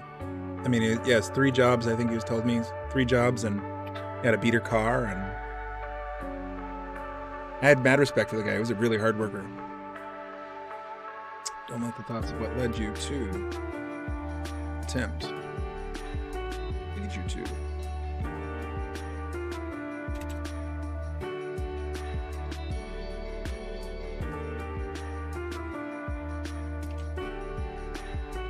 What's that expression? The past is the past, the present, or the future is the future, and the present is the present.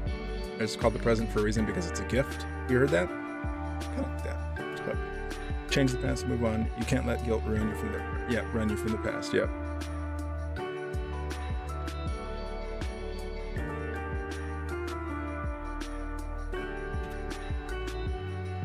They are the past, they happen, know that they did, and you survived. You learned from them and are now a better person. Don't let the thoughts of what led you to attempt lead you to another. You are past that. You can move on, but you can't change the past. You can't lie. You can't let your guilt run you from the past.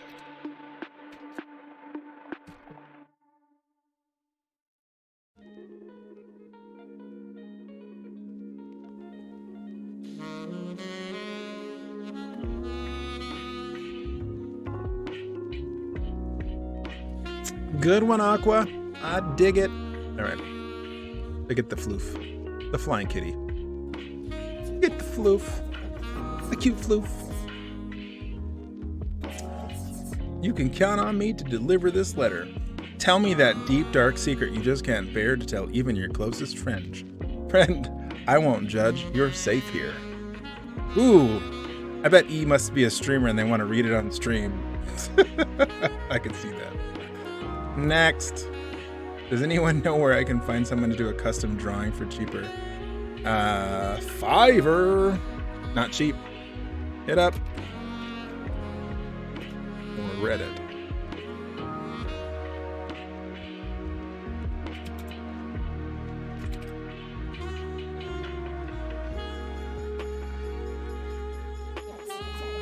Just churning through those letters super quick. Super quick. That's an easy one. What's a quality that you enjoy in people? It's a good icebreaker question. What's a quality that you enjoy in people?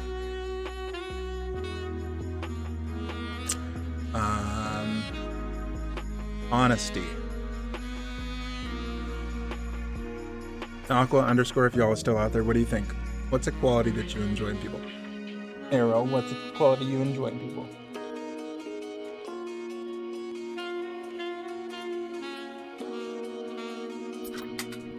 Broken. You dropped your +10 axe. What? Okay, we're back to the D&D references. I dropped my +10 axe one time in an MMO. Okay, on accident, and someone picked it up. Woke up today feeling guilty and salty, even though it's been 10 years. I love it. I thought you were still talking about the Dungeons and Dragons stuff. So you're. Can we relate that to this question? What's the quality that you enjoy people? I like people who want to meet me a second time. Sweet. So you want people that feel, I would describe that maybe as being endearing, committed. No, endearing, committed. Is that the right word? Where they just feel like you can feel connected. I mean, you feel connected to them. So what's that? How would you describe that quality that you enjoy people? When I feel connected to them, when I feel like they understand me and they get me, maybe kind of thing. It's a good one. I like that. You dropped your plus 10. I'm gonna laugh about that. That's funny. My plus 10x.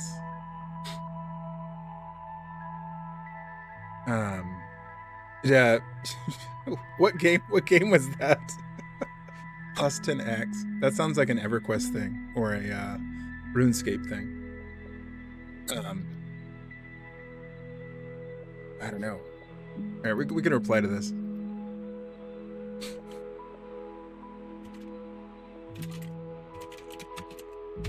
What do we appreciate? People who are sincere and honest. People who value me and want to hang out. I enjoy people who have high esteem for themselves. People who are confident. Confident. Right? What is Fiesta? Was that game called Fiesta? Never heard of it before. Anybody else want to contribute to this? What's a quality that you enjoy in people? You want to add to it? People who are people who like Fiesta. I'm just razzing you, Aqua.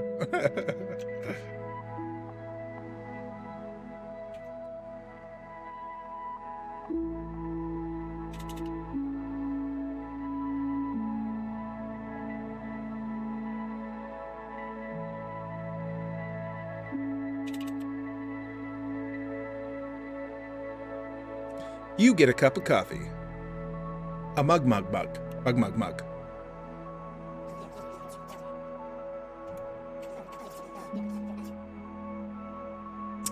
Who in your life do you respect and why? Another good icebreaker question. Who do you respect and why?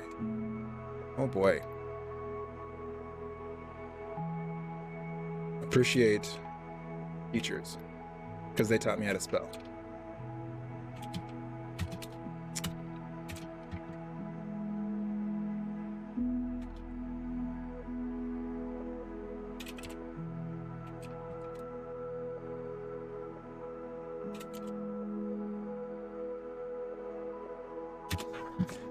The weather is crazy in California. Yeah. The authorities are telling people to evacuate from Berkeley Hills because of the wildfires. You know what? They're really weird. The wildfires haven't even started yet. Wildflowers, I always say that. Yeah, a lot of my family's, not a lot of my family. Some of my family's still out in California, and I've been seeing that too. The weather reports are not good. One of my cousins posted something on Facebook about that. Pretty bad. The wildflowers are not good. And that would, geez. I mean, the fires are ridiculous. We've seen, I mean, I'm in Minnesota, so I don't see it, but we get the pictures on TV and the pictures on the internet and stuff are just horrific. It's ridiculous. Wow, sweet. I like that. Respect those that are willing to better themselves. Physically, mentally, intellectually, to be around. Yeah? Yeah, is that right? Right, ooh, woo, woo, woo, woo. All right. How about you? Anybody else want to contribute to this one? Who in your life do you respect and why? I think teachers are one of those things that, one of those professions that really just don't get enough respect. It's a hard job. Especially when you have little hellions. Like kindergarten teachers? My goodness. That takes a special kind of person.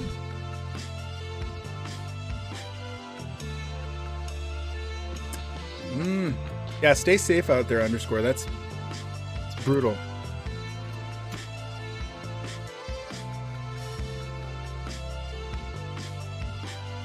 I need to break that up. How to just respect them. Willing to better themselves. So that they can be around for the future. And those that need them. Minnesota handles the wildflower season without any mandatory evacuations. I love it. They don't even use flower breaks, flower fires, etc. I don't know. You have those words that your tongue just stumbles over. I exercise. Exercise is the one word I think I just cannot spell for the life of me. It's horrible. I've been trying to teach myself French, and I'm really bad at it. But I'm trying. It's tough. Yeah, we do handle the wildflower season very well here in Minnesota. Beautiful. Wildfires, we haven't had much of yet, but time will tell.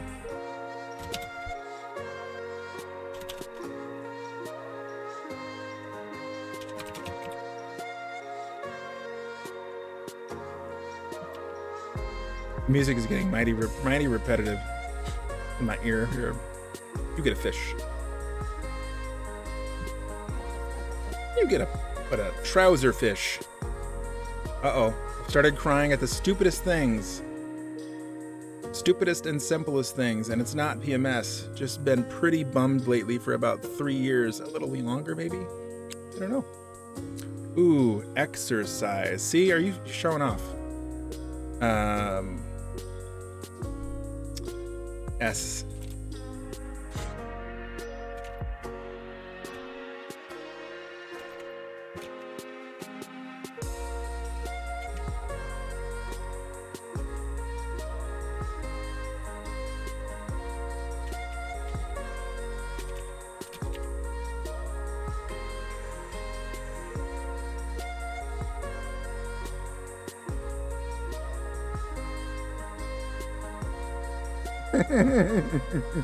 I got the flower jokes. It was very clever. Thank you. I like that. And I don't know. Do you have any words that you stumble over? I don't know. That flower and fire, for some reason, my mouth just doesn't want to do it. My tongue gets tied. If you're old enough, you can see a.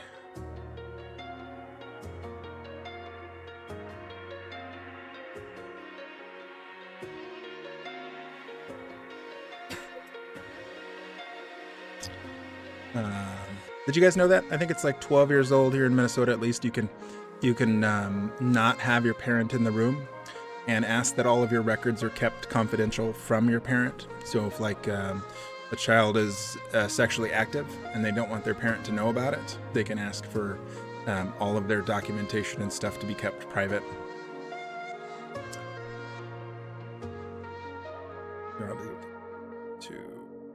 Legally. You can see a therapist without your parent present. That's a hurdle. 3 years is a long time to be bummed about something. Stuff, you know? I would mean like a large, especially if they're a teen, like you've just spent 3 years of your life miserable. I think I'd want to get some help. That's sad.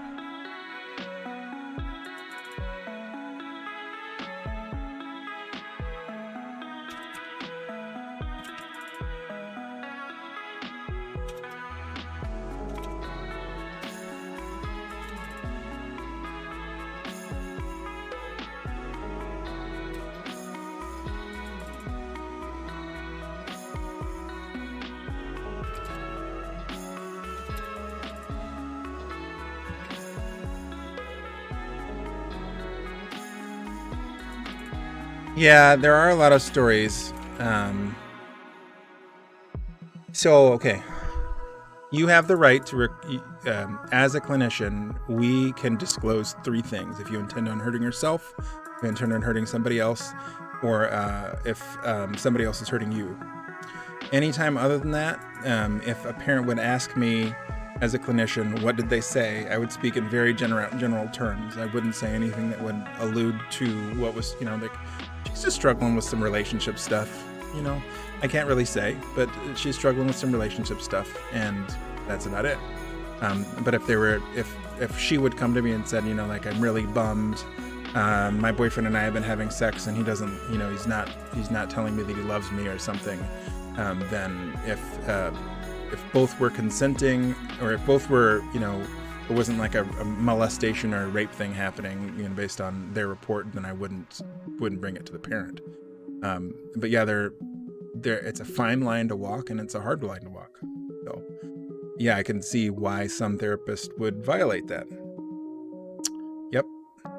And I can put that too. I don't know how old this person is, but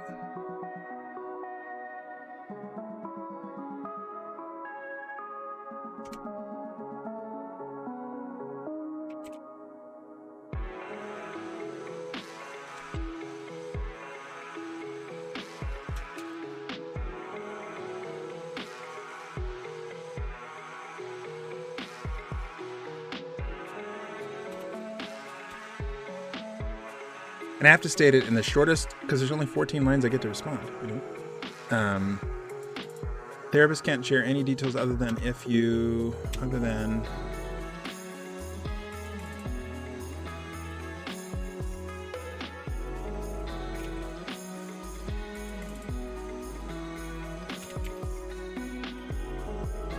Oh, I deleted it. No.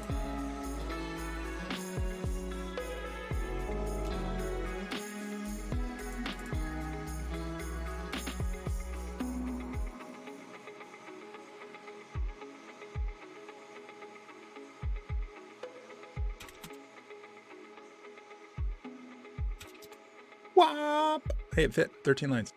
Sweet. Give him a sticker. You get the astronaut. It's a long time to be bummed about stuff. One might call that depression. If so, I recommend getting help with a counselor, a therapist, and seeing your doctor. If you're old enough, you can see a therapist with a parent present too. And if that's a hurdle, a therapist can't share any details other than threats to harm self, harm others, or if someone is hurting you. Ah, damn it! I gotta break that up. All right, good. It didn't adjust. Don't let your life be miserable. If you have the tools to help fix it. Much love. Works. Okay. Go, reindeer, go! Ooh. With Amy C. Barnett being sworn in, I'm terrified about losing my rights as a trans girl. I don't know how to keep my head up and stay positive. I feel so defeated. I just can't give up. I can't fight this anymore. I can't live in a world that doesn't want me. What do you think about that one?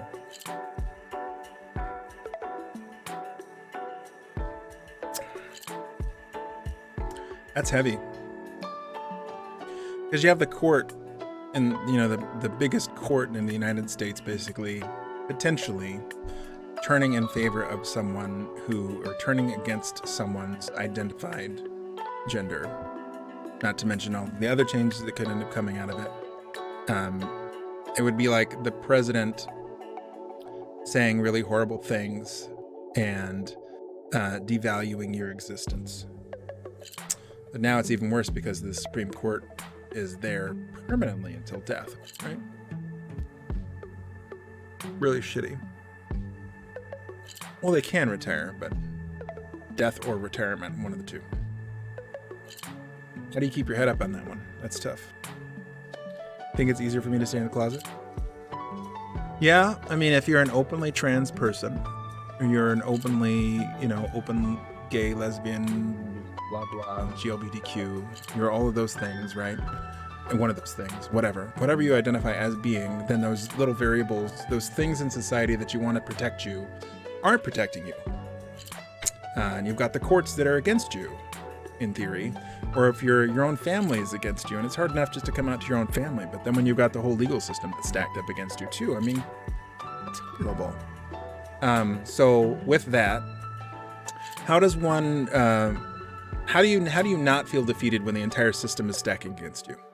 How do you work with that? I mean, my initial thought is, well, what I would do is that, I can't fight this anymore. I can't live in a world that doesn't want me. That's not true, right? It feels like the highest court in the land may not necessarily want you. Maybe. Stretch. Because A, she's not been completely confirmed, and B, you don't really know. She is confirmed. Okay, well, you don't know exactly what her political stance is going to be, though we can speculate. There's a certain level of, we need to not bite off more speculation on these things, because it could be a certain level of media hype that's driving a lot of it. However, it's undeniable that that a lot of society is not supportive of trans rights. So how can we feel that a world that doesn't want me? the world equals the large macro. It doesn't necessarily equal the micro. So finding those little microchasms, those little pieces of the universe that do identify and support you would be key. I think that would be the same thing as finding a community that supports your diagnoses. No, there are. And that's what I'm getting at, is like, there's social media groups that support it. There are, I mean, like in Berkeley, oh my God, there's groups all over the place for you to join whatever you want. There's people out there that will support you. So helping this person feel like, and I mean, again, we're looking at this from a larger, we're looking at this from our lens, right? I know like in Minneapolis, or in the metro area where I live, there is a lot of supportive community around this. But if you were to go out into the more rural county, even in Berkeley, go out to the more rural Napa. Napa's not rural, but go to Napa, go to Lake County, go to any of those more rural counties up in Northern California, any of those counties that representative that voted red, that voted Republican, might be more slanted to not support trans LGBTQ rights, you know? You get outside the metro population, there's a lot of people that are just, you know, and that might be where M is from. M might be from rural Kansas or Oklahoma or any other of those Republican-controlled states where trans rights aren't a thing. So being able to provide them online resources, like knowing that just having a community online to be supportive for you would be huge. There are people out there that would be willing to provide support to you being who you are, because there are people out there that will love you. There are groups out there that love you for who you are. And it's really unfortunate that they feel this way. But that would be where I would come from on this. It's not necessarily a we're not looking at the macro, though it might seem like it's insurmountable. We're looking at the micro. Find the micro communities that are out there that would be able to be supportive for you. So let's say positive. So let's say M.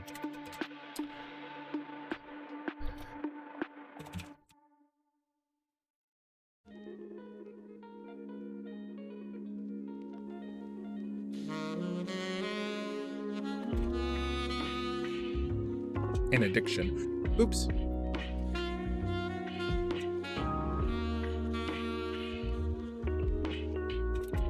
Man, my typing's gone to pot, hasn't it?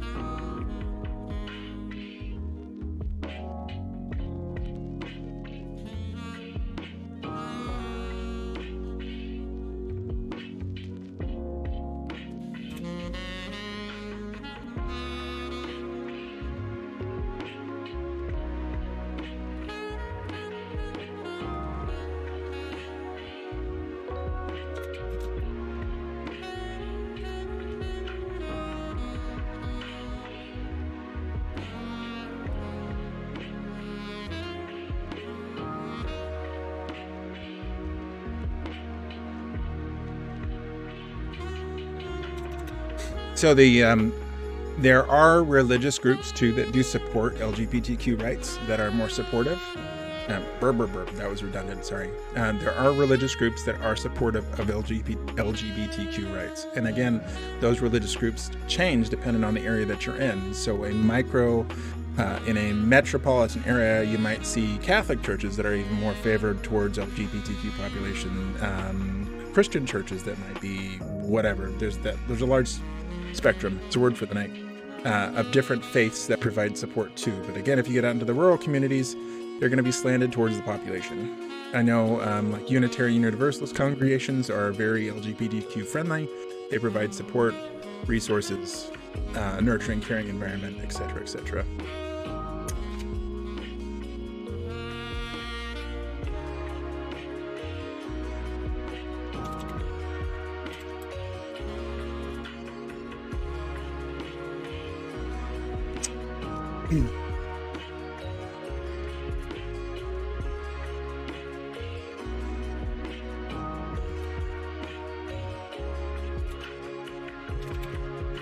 Oof. Ooh, rage. Okay. I need a heart emote. What do you think, Fluffer? Floofer.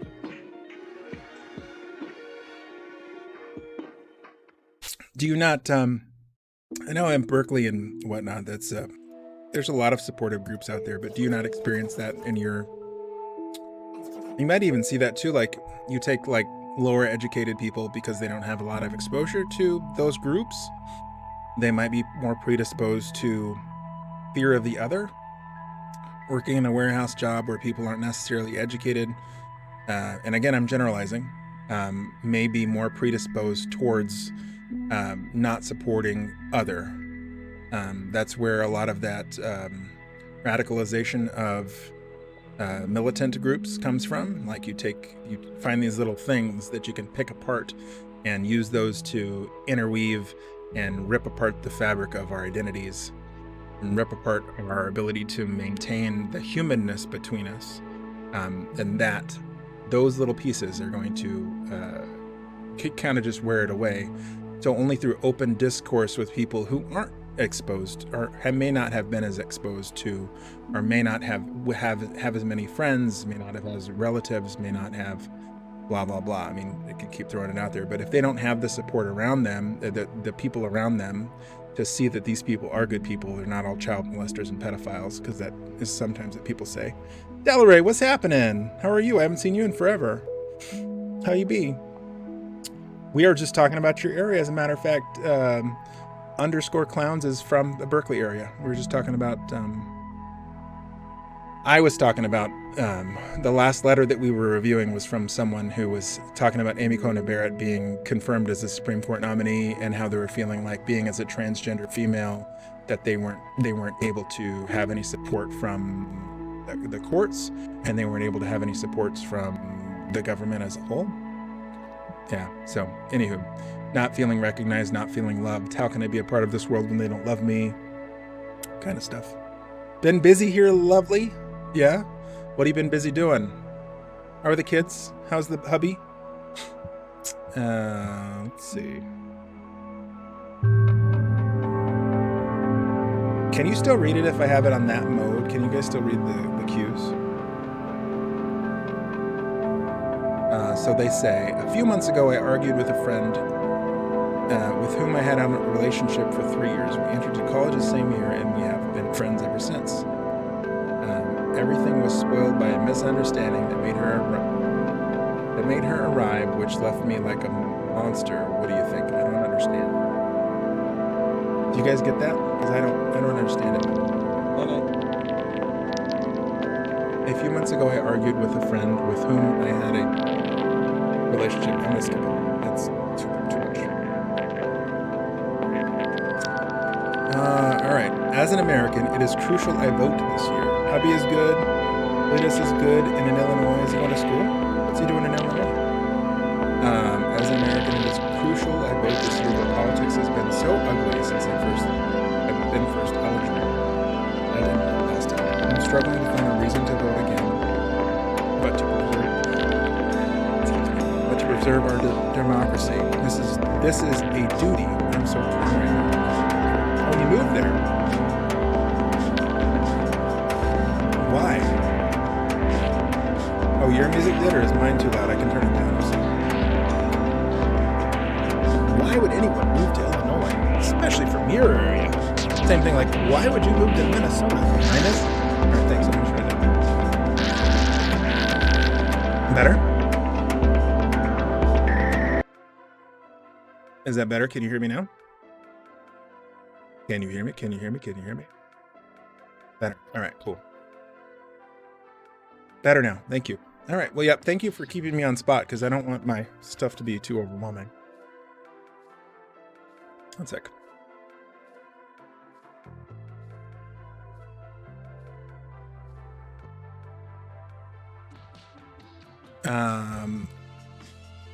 So you moved to Illinois. What's he doing over there? Working? I can hear you, but the music was really loud. He moved in for his girlfriend. Oh, okay. Cool. Nice. Well, good for him. That's awesome. So I read this earlier. So now I'm wondering, gosh, how much of my other stuff was totally overpowered by my music? Did it just suddenly get really loud or what? Maybe it was when I changed scenes. That might have been it, when I changed scenes. All right. As an American, it is crucial I vote this year. Have you guys voted? You USA peeps, have you voted out there? It is crucial I vote. He has a good job with benefits, and they are looking for a house together. Wow, that's great. Good for him. That's awesome. Is he still playing the WoWs? What's he doing now? Let's go back. Back. Someone sends their thanks for the letter you wrote, and I got a sticker. Look, I got a scarecrow. Great for scaring off large birds of prey. I love it. He has a good job. Put it in on occasion. Okay.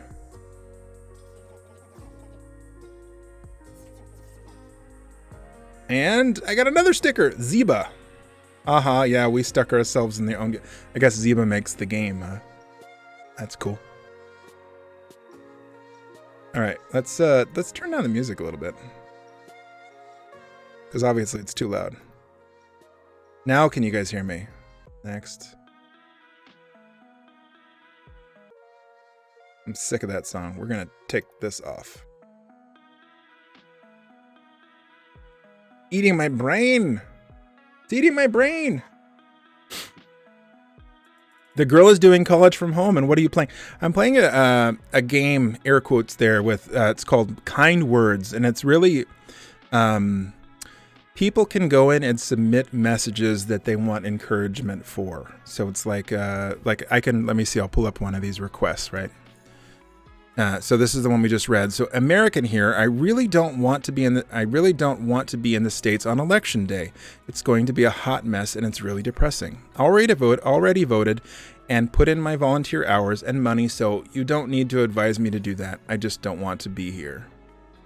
So folks will just send out a letter into the ether and just to make their thoughts known, right? You don't even have to offer support, but sometimes you'll get these ones that are like, I contemplated suicide tonight, or we've done like what, 10 of these things tonight, I think, and some of them are super heavy, some of them are just great conversation starters, just great ways for us to have a communication as a community.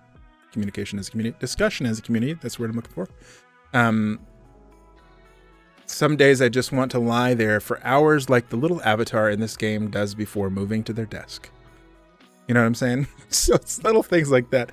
And you get to pick which ones you want to respond to. So like we just read 3 of these. Yeah. So anyway, we'll respond to one in a second, but we can just touch base. We've been responding to these all night and just chatting as a community. So underscore says, many immigrants say that the biggest motivator in why they want to get U.S. citizenship is the ability to vote. So voting is important to many people. But if politicians have mistreated you and you haven't given you good reasons to vote, then you can't exercise your right to vote. Then you can't exercise your right. Yeah, it's true. Yep. Well, I can see that. Then it would be for me. Well, I can't step outside of my bias, but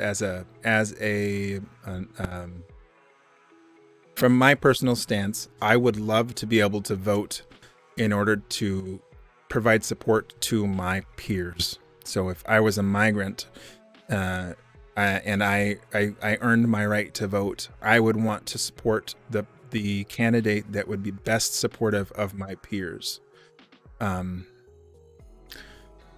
Who's gonna help provide support to my people best that I can. Like if Bernie Sanders' wife is a social worker, so I was all about Bernie because he was all about providing social work and social support and being all about that business. But as that's not the case anymore, I got to take the close second. You know what I'm saying? So yeah, D. It's all good. We've been playing this, and I've been trying to get back into the streaming thing. I took like 5 months off because it was I needed to take a time. That's why you have to do your research. Yep, you have to do your research. But I think not just doing your research, but having that conversation with your friends, talking about the things that are important to you. And like I was saying earlier, it could just be that one little microscopic thing that's used to tear at the fabric of our humanity. Like if we can put take that little thread tearer and rip the fabric apart, whatever that idea might be, that won't allow us to continually engage with one another because we're so scared of the reaction of the other.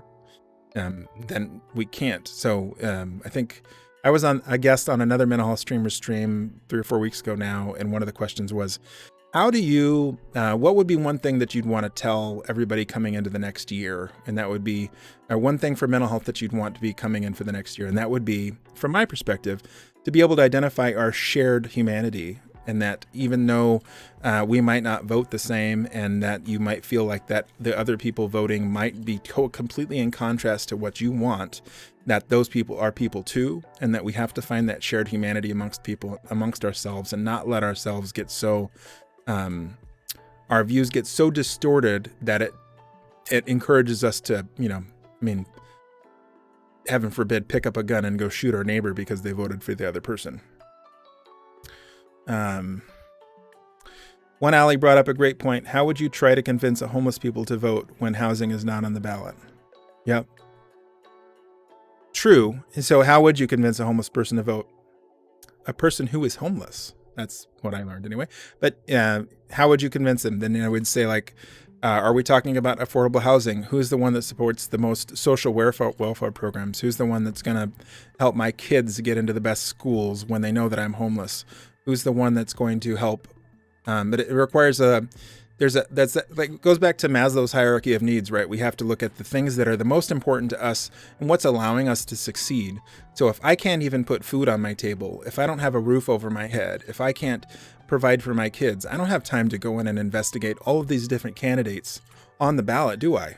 I mean, I barely have time to work. Like I was saying about that guy I was working with earlier when I was working in fast food. He was working 3 jobs, fast food, I don't know how many hours a week, in order to maintain his family. And he had a job, and he had a house, and he had a place to live, and he had 3 kids, and blah, blah, blah. But how are you going to be able to take the time to go and do what Delray says? That's where you have to do your research and who's up for election. Oftentimes we don't have the time. We don't have the energy because we're trying to just make ends meet. And that's where I think that dichotomy, that balance,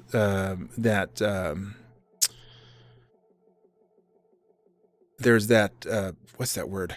Divide between socioeconomic classes, because those that have can continue to have and continue to investigate and continue to invest in and continue to support the candidates that they want, because they have the luxury of being able to provide the support to the candidates that best benefit them.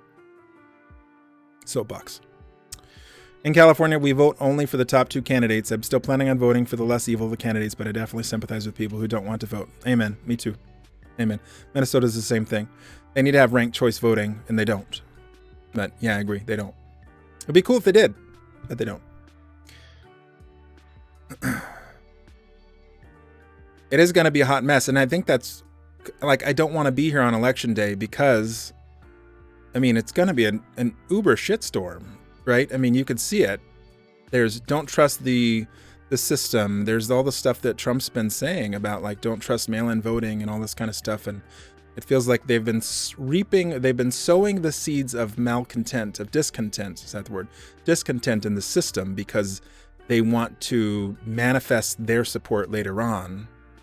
I'm going to start going off on a diatribe, but I won't.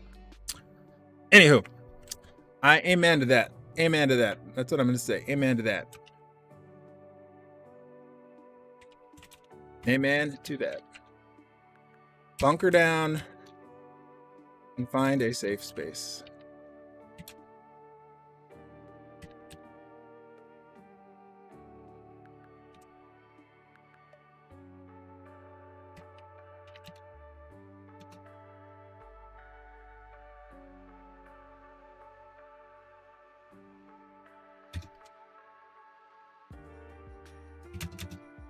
Everything's good, D. I started the private practice gig.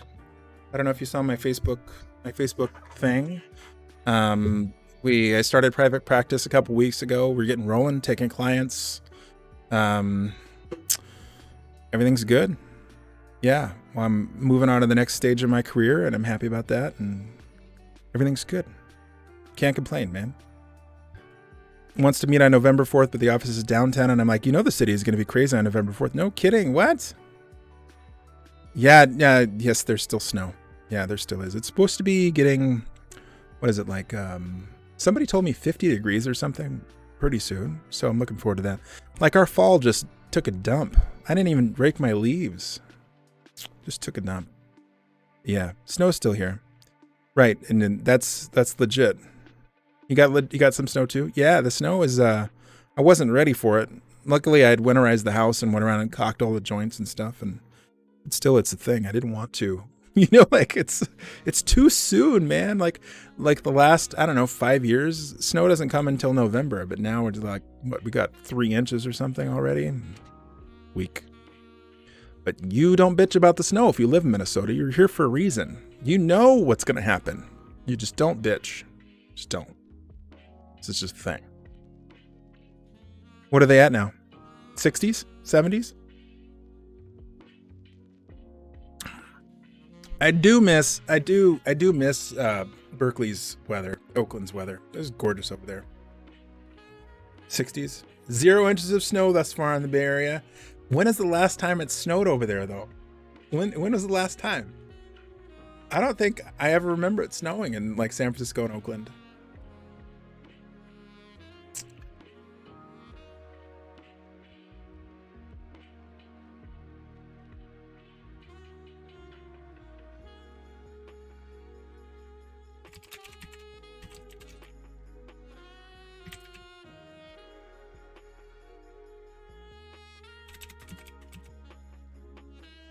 This music's kind of swanky, huh?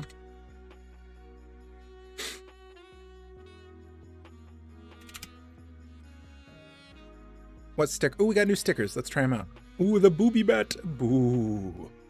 I like that.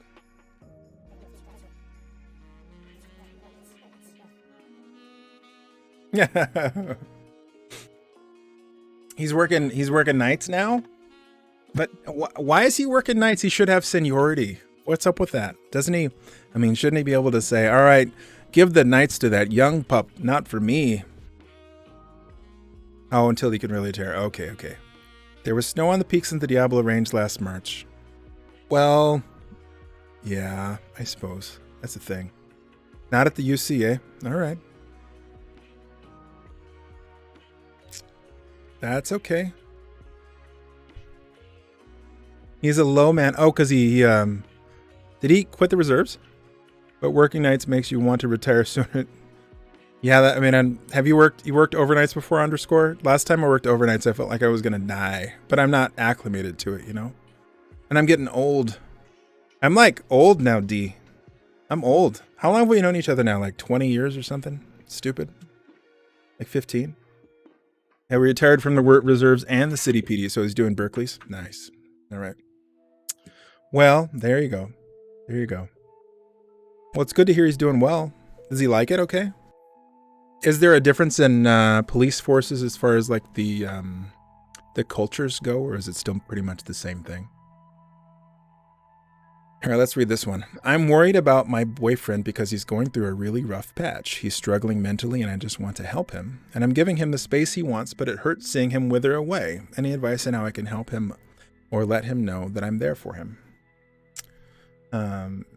Underscore says, I worked a few overnight shifts cleaning machines that could kill you if they were turned on. Pretty trippy. Ooh, I've seen things like that in horror movies.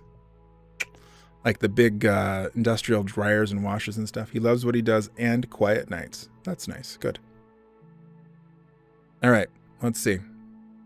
How can we help this person? Let's make this the last one because I'm going to have to head off here in a minute and we'll take it just kind of chill, relax for a little bit. Let's see.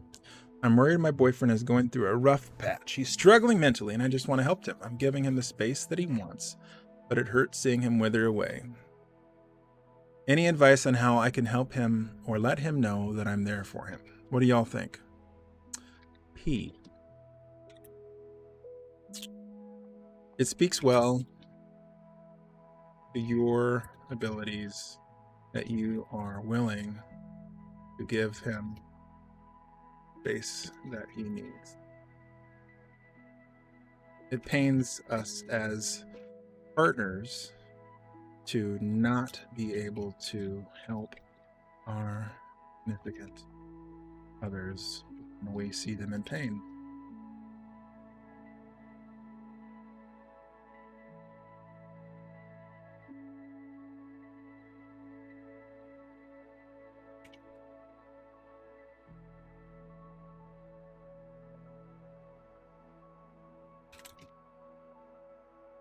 Sometimes pampering. So it pains us as partners to not be able to help our significant others when we see them in pain. That's natural. You likely know what he likes, and sometimes pampering can be helpful to get one to break out of those spirals. Spirals.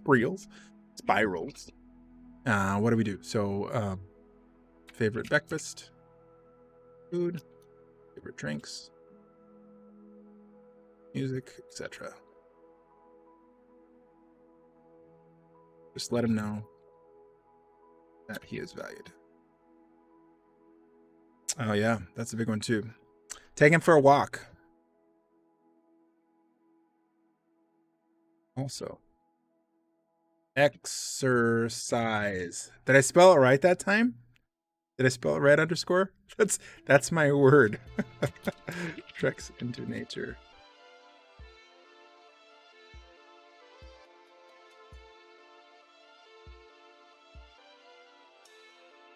That is your lifeline. Yeah, you do. You used to walk a lot, I remember. Do you still manage to do that? Aaron Donald got his 8th sack of the season today. So I should know who Aaron Donald is. I am not a sports guy. I think I'm like an abnormality here in Minnesota. I'm one of the few and far between who really just does not pay attention to sports. I just never have. I like playing sports, but watching sports has always been boring.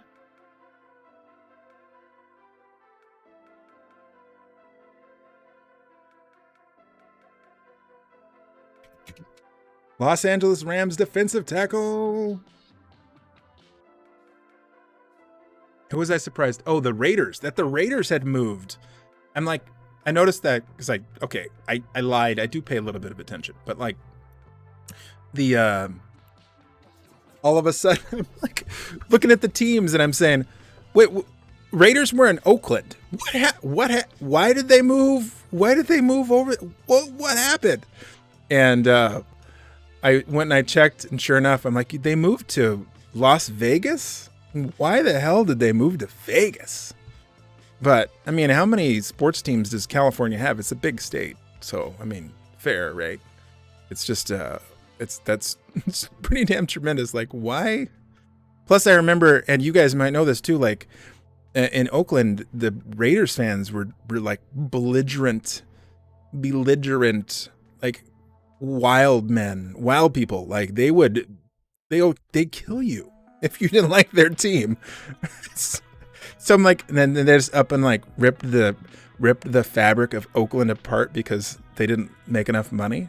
It's like speaks to the capitalism of it all. Yeah, pretty cool because he's only played 7 games and 8 sacks in a season. Normally sends you to the Pro Bowl, and he's already has 8. Whoa, sweet, nice, good for him. That's pretty cool. Oh wait, hey, I already dude, I've already done that. What are we doing here? All right, peeps.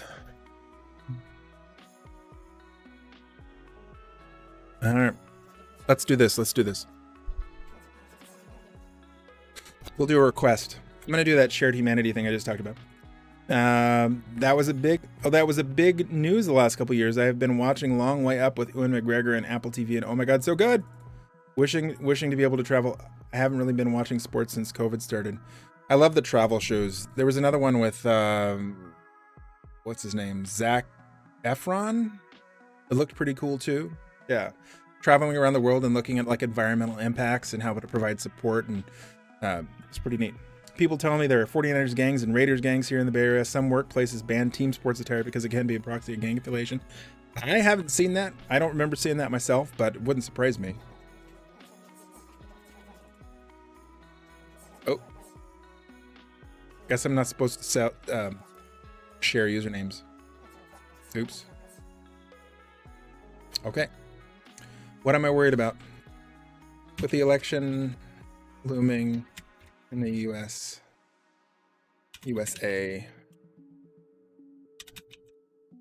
we are pulled apart. We're seemingly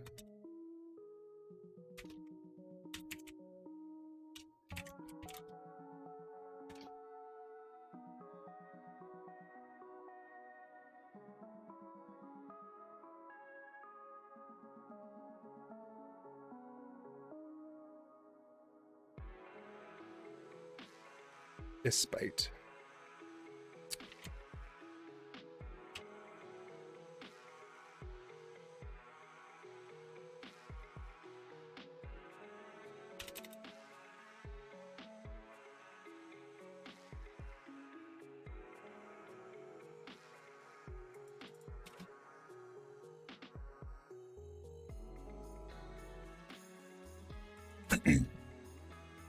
Oh, wait. Yeah, he's doing it on an electric motorcycle. 15. Oh, yeah. Okay. I've never met anybody who said they were in a gang. Gangs are like teenage sex. Everybody talks about it. Nobody actually does it. But everybody likes to act like they know a lot about it because it sounds cool. Yeah. Different social circles, you and I. There was I grew up knowing quite a bit of peeps, and it's a dangerous world, that. All right, my friends, I'm going to need to get to bed. This morning, let's see. Let's go to just chatting. This morning I had the pleasure of waking up to a house decorated with cake. Both, actually. And because my kids got up before me. So I know that if I wake up tomorrow morning before my children, there is less probability that my house will be trashed. Because my children the night before, or the day before, was that Sunday? Baked a cake. It was cut up nice and neat on the counter when we went to bed. And when I woke up the next morning, the cake was all but gone, but one small piece. And it was decorated all over the house. So Dee, I don't know if that ever happened to you, but as a mother, it was an interesting experience to wake up to. And so I'm hoping that similar experience does not happen tomorrow. So I'm going to make every endeavor to wake up before my children so they cannot destroy the house. So I'm going to need to get to bed. And yes, gangs and teenage sex, both of those things. Gangs, I didn't have a gang, but I had a crew. I had a crew of probably around 20, maybe 20, 25 peeps that were, we were the losers. We were the loners. Leather jackets, tattoos, makeup, piercings. Granted, that was the grungy days, and we caused a lot of chaos. We had our corner where we hung out, and we were the cool kids in our mind, but the rest of the school thought we were a bunch of losers. So we were a gang of sorts. We weren't the gang, but I knew a lot of people who were in gangs, like Crips and the Bloods and all those traditional things, and lots of gang violence and all that kind of stuff. But yeah, I was there, man. I don't know if it's enough to be a gang, but we considered ourselves a little gang. We were a crew. I don't know if we considered it a gang, but I knew people that were in gangs. Yeah, for sure. Anyway, I got to get out. _, thank you for hanging out for the whole stream, dude.